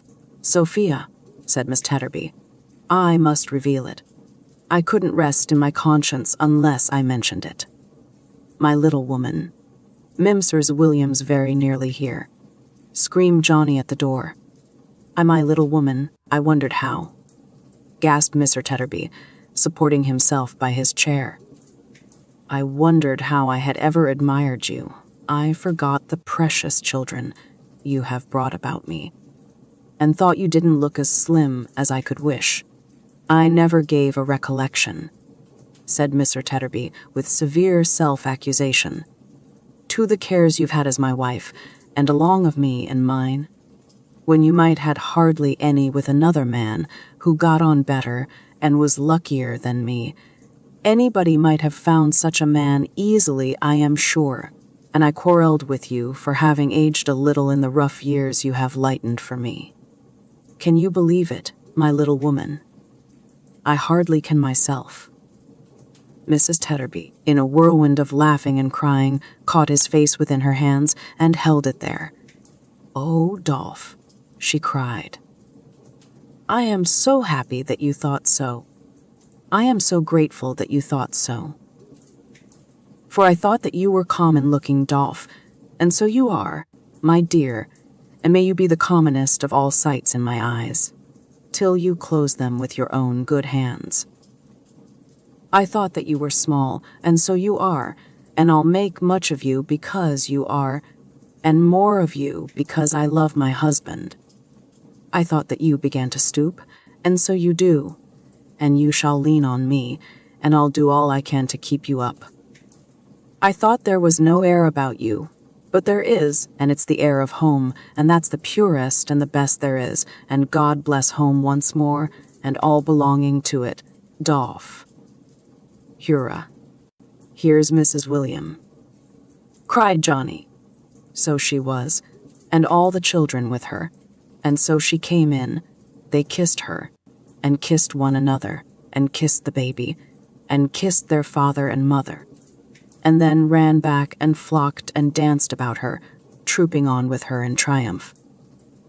Miss R. and Miss Tetterby were not a bit behindhand in the warmth of their reception. They were as much attracted to her as the children were. They ran towards her, kissed her hands, pressed round her, could not receive her ardently or enthusiastically enough. She came among them like the spirit of all goodness, affection, gentle consideration, love, and domesticity. "What? Are you all so glad to see me, too, this bright Christmas morning?" said Milly, clapping her hands in a pleasant wonder. "Oh, dear, how delightful this is." More shouting from the children, more kissing, more trooping round her, more happiness, more love, more joy, more honor on all sides than she could bear. "Oh, dear," said Milly, "what delicious tears you make me shed. How can I ever have deserved this? What have I done to be so loved? Who can help it?" cried Miss Tetterby. "Who can help it?" cried Mrs. Tetterby. "Who can help it?" echoed the children in a joyful chorus. And they danced and trooped about her again, and clung to her, and laid their rosy faces against her dress, and kissed and fondled it, and could not fondle it, or her, enough. "I never was so moved," said Milly, drying her eyes, "as I have been this morning. I must tell you, as soon as I can speak.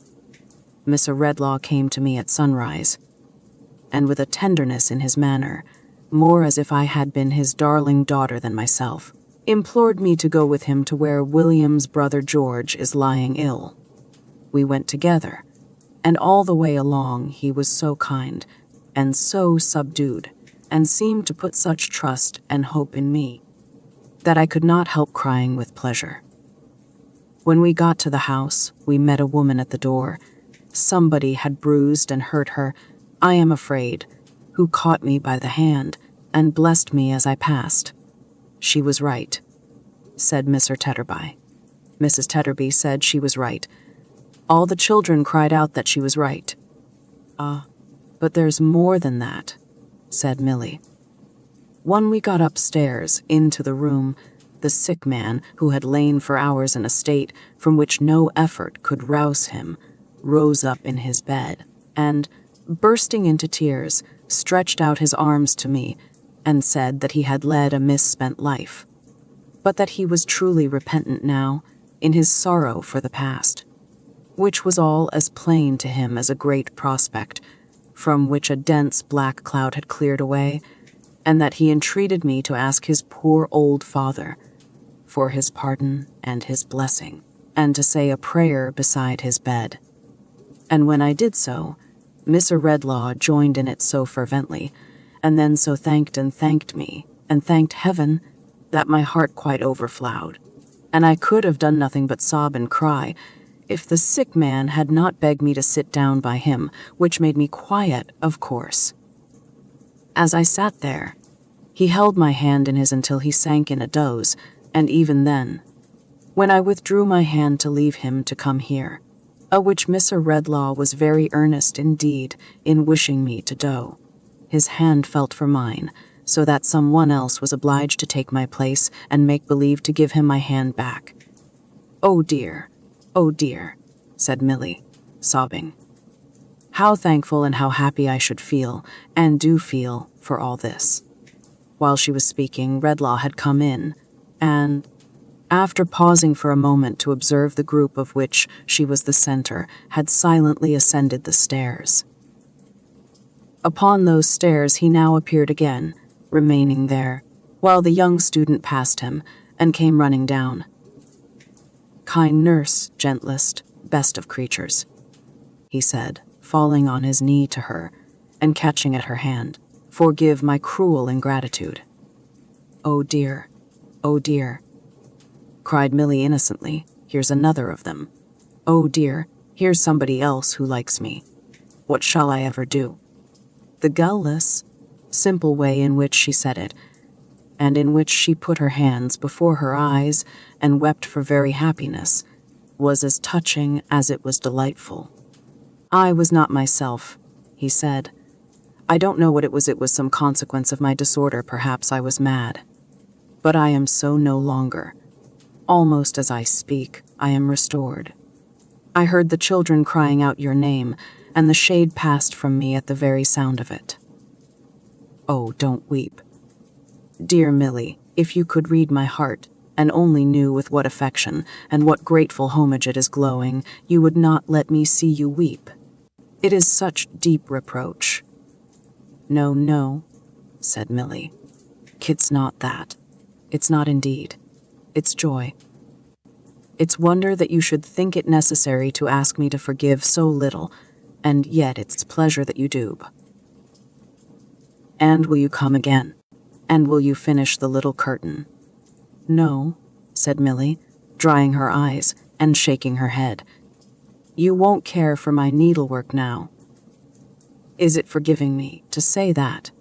She beckoned him aside and whispered in his ear. There is news from your home, Miss Redmond.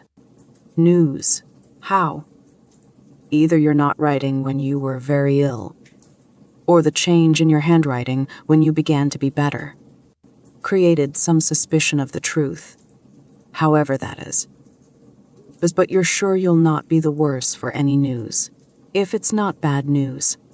Sure. Then there's some one come, said Milly. My mother? Asked the student, glancing round involuntarily towards Redlaw, who had come down from the stairs.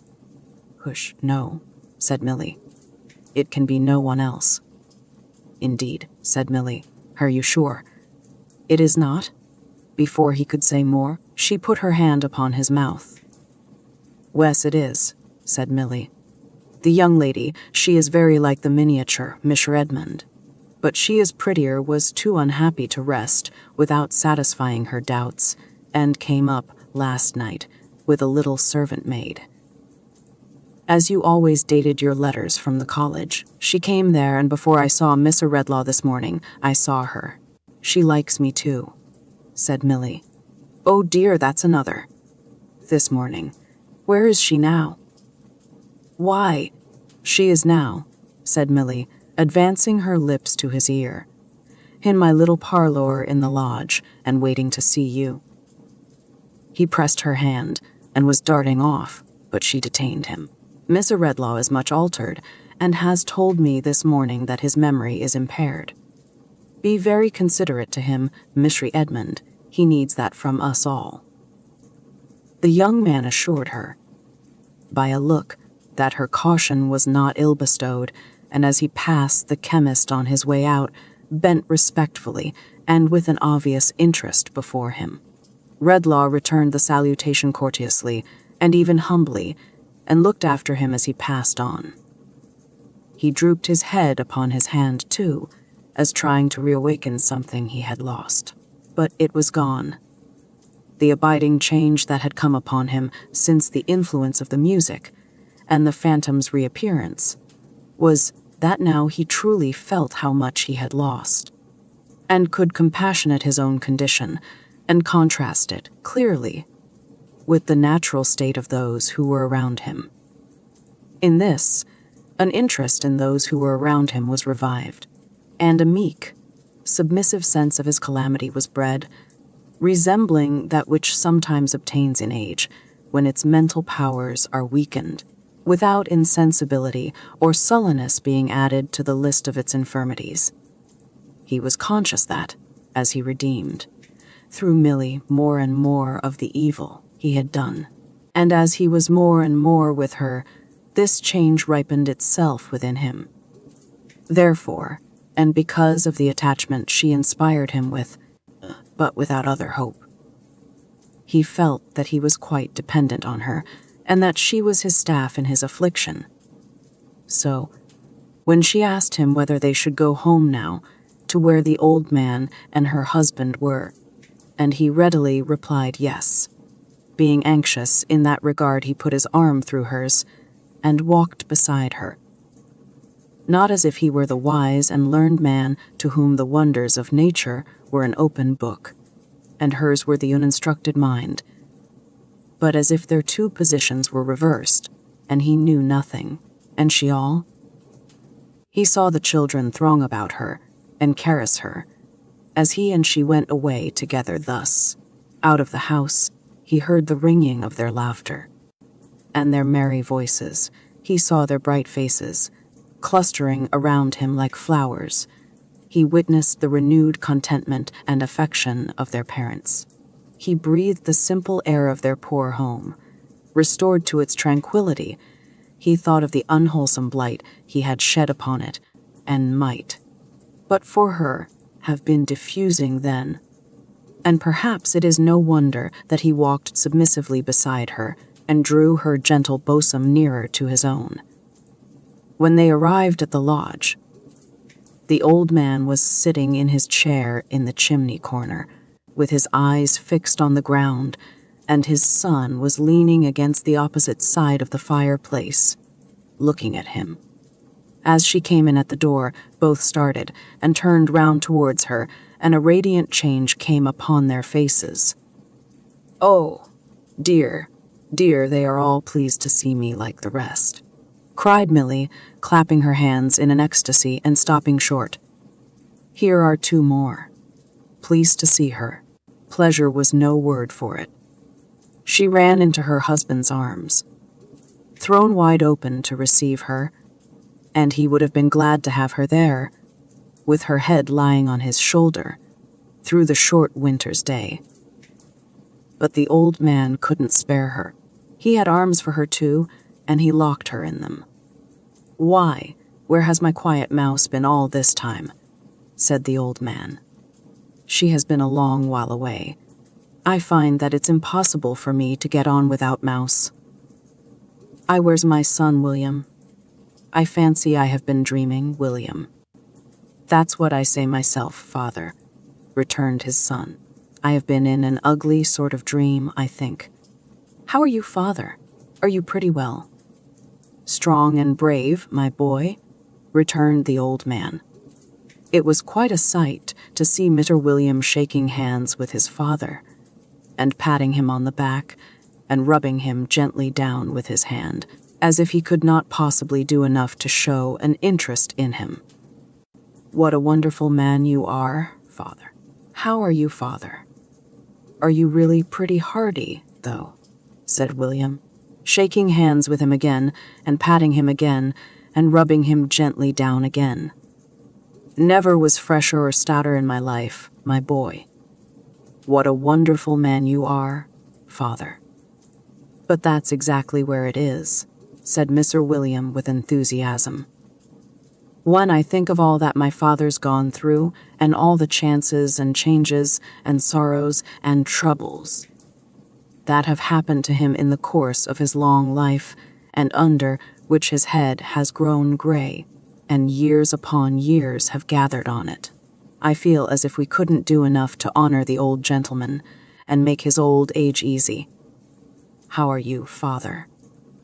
Are you really pretty well, though?" Mr. William might never have left off repeating this inquiry, and shaking hands with him again, and patting him again, and rubbing him down again, if the old man had not espied the chemist, whom until now he had not seen. "I ask your pardon, Mr. Redlaw," said Philip, "but didn't know you were here, sir, or should have made less free.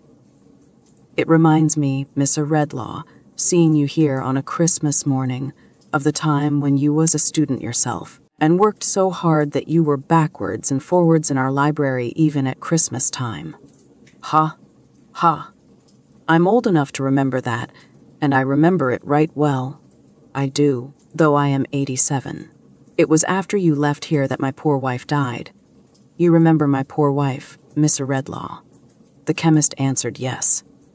"Yes," said the old man. "She was a dear creature. I recollect you come here one Christmas morning with a young lady. I ask your pardon, Mr. Redlaw, but I think it was a sister you was very much attached to." The chemist looked at him and shook his head. "I had a sister," he said vacantly. He knew no more. "One Christmas morning," pursued the old man, "that you come here with her, and it began to snow, and my wife invited the lady to walk in and sit by the fire that is always a burning on Christmas Day in what used to be, before our 10 poor gentlemen commuted, our great dinner hall. I was there, and I recollect, as I was stirring up the blaze for the young lady to warm her pretty feet by, she read the scroll out loud, that is underneath that picture, Lord, keep my memory green. She and my poor wife fell a-talking about it, and it's a strange thing to think of, now, that they both said, both being so unlike to die, that it was a good prayer, and that it was one they would put up very earnestly, if they were called away young, with reference to those who were dearest to them. My brother, says the young lady, and my husband, says my poor wife, Lord, keep his memory of me green, and do not let me be forgotten." Tears more painful, and more bitter than he had ever shed in all his life, coursed down Redlaw's face. Philip, fully occupied in recalling his story, had not observed him until now, nor Milly's anxiety that he should not proceed. "Philip," said Redlaw, laying his hand upon his arm, "I am a stricken man, on whom the hand of Providence has fallen heavily, although deservedly. You speak to me, my friend, of what I cannot follow. My memory is gone." "Merciful power," cried the old man, "I have lost my memory of sorrow, wrong, and trouble," said the chemist, "and with that I have lost all man would remember." To see old Philip's pity for him, to see him wheel his own great chair for him to rest in, and look down upon him with a solemn sense of his bereavement, was to know, in some degree, how precious to old age such recollections are. The boy came running in, and ran to Milly. "Here's the man," he said, "in the other room. I don't want him." "What man does he mean?" asked Mr. William. "Hoosh," said Milly. Obedient to a sign from her, he and his old father softly withdrew. As they went out, unnoticed, Redlaw beckoned to the boy to come to him. "I like the woman best," he answered, holding to her skirts. "You are right," said Redlaw, with a faint smile. "But you needn't fear to come to me. I am gentler than I was. Of all the world, to you, poor child." The boy still held back at first, but yielding little by little to her urging, he consented to approach, and even to sit down at his feet. As Redlaw laid his hand upon the shoulder of the child, looking on him with compassion and a fellow feeling, he put out his other hand to Milly.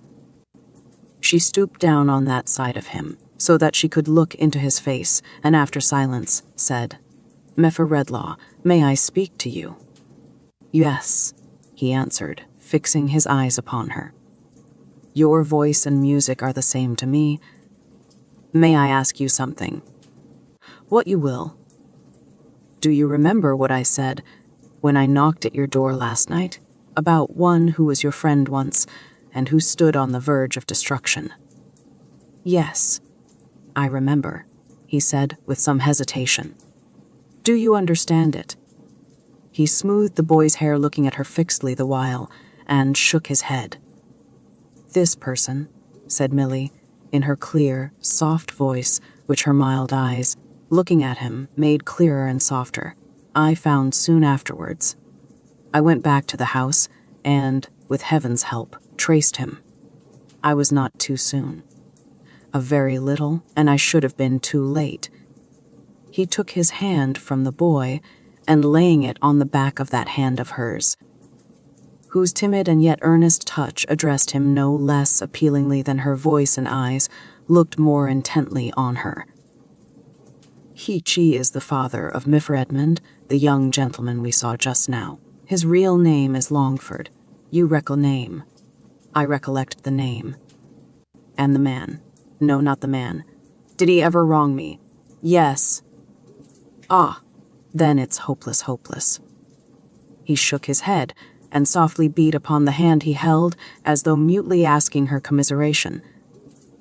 "I did not go to Mr. Edmund last night," said Milly. "You will listen to me just the same as if you did remember all." "To every syllable you say." "Both, because I did not know then that this really was his father, and because I was fearful of the effect of such intelligence upon him after his illness, if it should be. Since I have known who this person is, I have not gone either. But that is for another reason.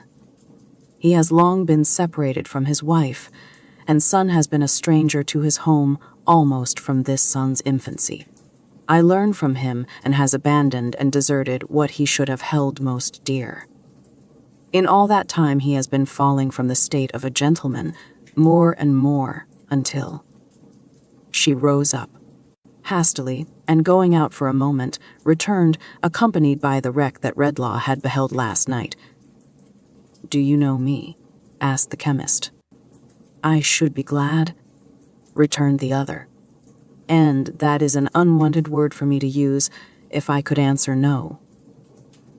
The chemist looked at the man, standing in self-abasement and degradation before him, and would have looked longer, in an ineffectual struggle for enlightenment, but that Milly resumed her late position by his side and attracted his attentive gaze to her own face.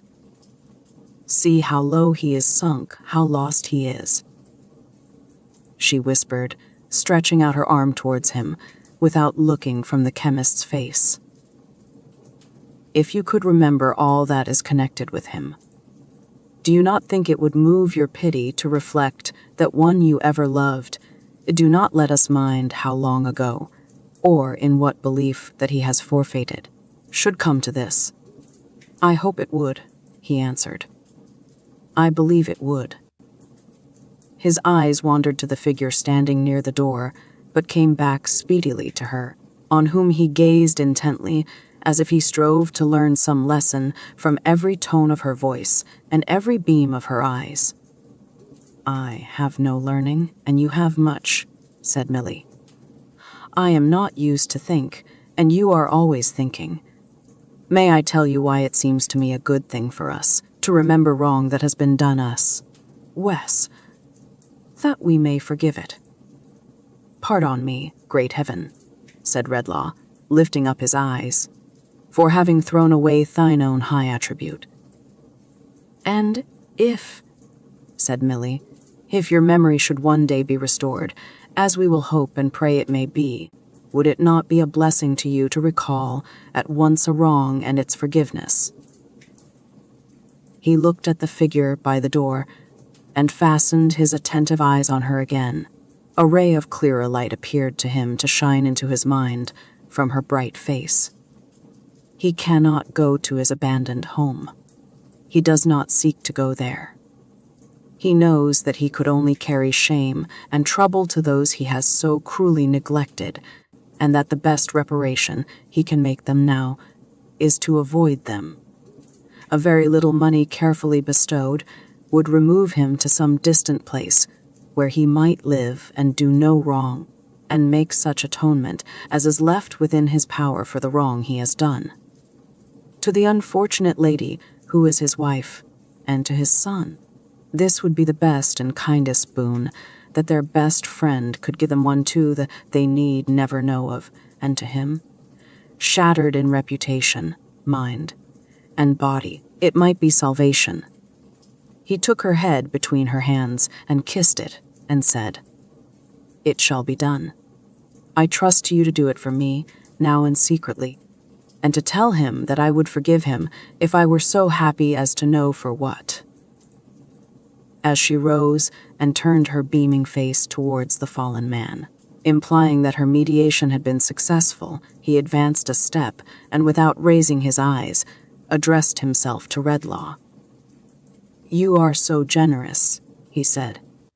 "You ever were that you will try to banish your rising sense of retribution in the spectacle that is before you.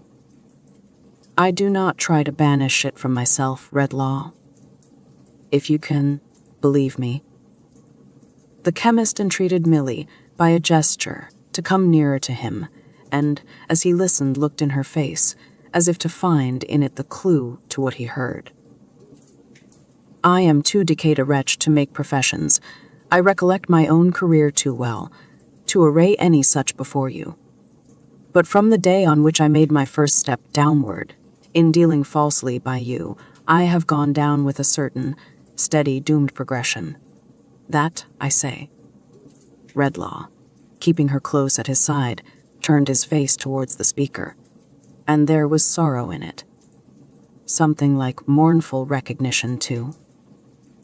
"I might have been another man, my life might have been another life, if I had avoided that first fatal step. I don't know that it would have been. I claim nothing for the possibility. Your sister is at rest, and better than she could have been with me, if I had continued even what you thought even what I once supposed myself to be." Redlaw made a hasty motion with his hand, as if he would have put that subject on one side. "I speak," the other went on, "like a man taken from the grave. I should have made my own grave, last night, had it not been for this blessed hand. Oh dear, he likes me too," sobbed Milly, under her breath. "That's another. I could not have put myself in your way, last night, even for bread. But today, my recollection of what has been is so strongly stirred, and is presented to me. I don't know how, so vividly, that I have dared to come at her suggestion, and to take your bounty, and to thank you for it, and to beg you, Redlaw, in your dying hour, to be as merciful to me in your thoughts as you are in your deeds." He turned towards the door and stopped a moment on his way forth. "I hope my son may interest you, for his mother's sake. I hope he may deserve to do so. Unless my life should be preserved a long time, and I should know that I have not misused your aid, I shall never look upon him more." Going out, he raised his eyes to Redlaw for the first time. Redlaw, whose steadfast gaze was fixed upon him, dreamily held out his hand. He returned and touched it little more with both his own, and, bending down his head, went slowly out. In the few moments that elapsed, while Milly silently took him to the gate, the chemist dropped into his chair and covered his face with his hands. Seeing him thus, when she came back, accompanied by her husband and his father, who were both greatly concerned for him, she avoided disturbing him, or permitting him to be disturbed, and kneeled down near the chair to put some warm clothing on the boy. "That's exactly where it is. That's what I always say, father," exclaimed her admiring husband. There's a motherly feeling in Mrs. William's breast that must and will have went. "Eh," said the old man. "You're right. My son William's right. It happens all for the best, Milly dear, no doubt," said Mr. William, tenderly, "that we have no children of our own, and yet I sometimes wish you had one to love and cherish. Our little dead child that you built such hopes upon, and that never breathed the breath of life it has made you quiet like Millie. I am very happy in the recollection of it, William dear, she answered. I think of it every day. I was afraid you thought of it a good deal, though. Don't say afraid, it is a comfort to me. It speaks to me in so many ways. The innocent thing that never lived on earth is like an angel to me, William Gom. You are like an angel to father and me, said Mr. William softly. I know that. When I think of all those hopes I built upon it, and the many times I sat and pictured to myself the little smiling face upon my bosom that never lay there, and the sweet eyes turned up to mine that never opened to the light, said Millie, I can feel a greater tenderness. I think for all the disappointed hopes in which there is no harm. When I see a beautiful child in its fond mother's arms, I love it all the better, thinking that my child might have been like that, and might have made my heart as proud and happy. Redlaw raised his head and looked towards her. All through life, it seems by me, she continued, to tell me something. For poor neglected children, my little child pleads as if it were alive, and had a voice I knew with which to speak to me. When I hear of youth in suffering or shame, I think that my child might have come to that, perhaps, and that God took it from me in his mercy. Even in age and gray hair, such as father's, it is present, saying that it too might have lived to be old, long and long after you and I were gone, and to have needed the respect and love of younger people. Her quiet voice was quieter than ever, as she took her husband's arm and laid her head against it. Children love me so, that sometimes I half fancy it's a silly fancy, William, they have some way I don't know of feeling for my little child and me, and understanding why their love is precious to me. If I have been quiet since, I have been more happy, William, in 100 ways.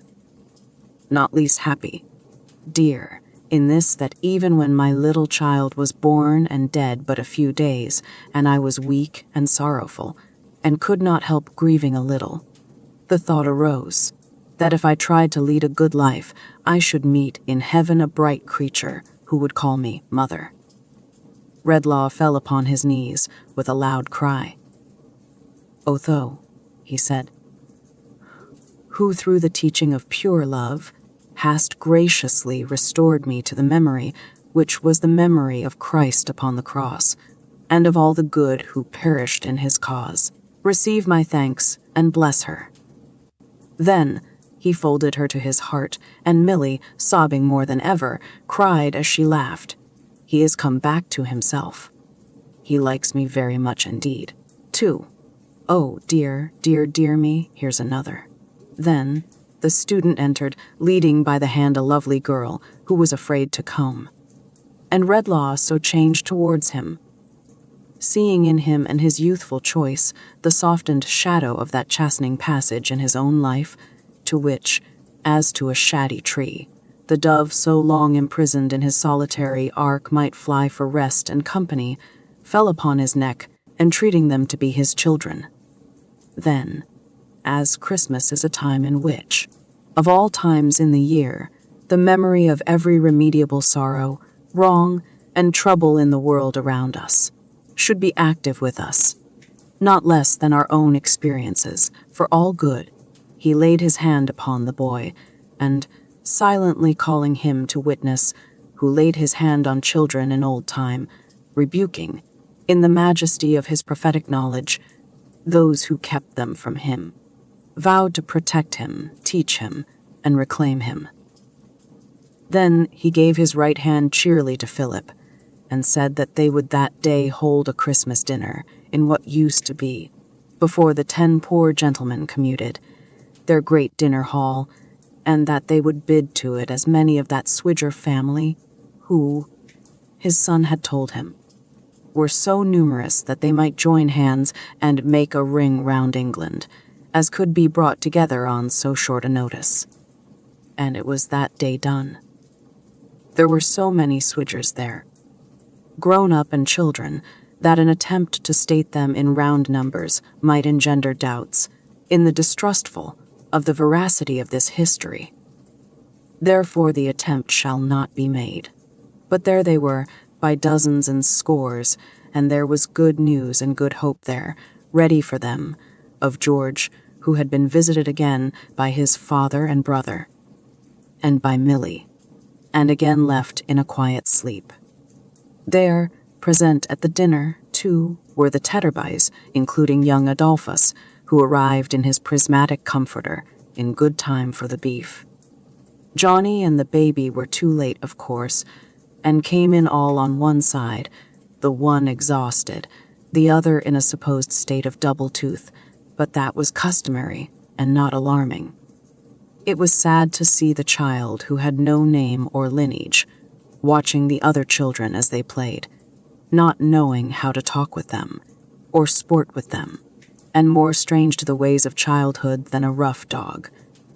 It was sad, though in a different way, to see what an instinctive knowledge the youngest children there had of his being different from all the rest, and how they made timid approaches to him with soft words and touches, and with little presents, that he might not be unhappy.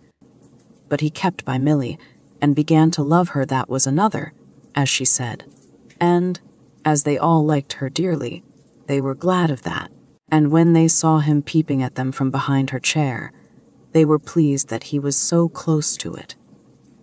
All this, the chemist, sitting with the student, and his bride that was to be, Philip, and the rest saw. Some people have said since that he only thought what has been herein set down, others that he read it in the fire, one winter night about the twilight time, others that the ghost was but the representation of his gloomy thoughts, and Milly the embodiment of his better wisdom. I say nothing, except this, that as they were assembled in the old hall, by no other light than that of a great fire, having dined early, the shadows once more stole out of their hiding places and danced about the room, showing the children marvelous shapes and faces on the walls, and gradually changing what was real and familiar there to what was wild and magical.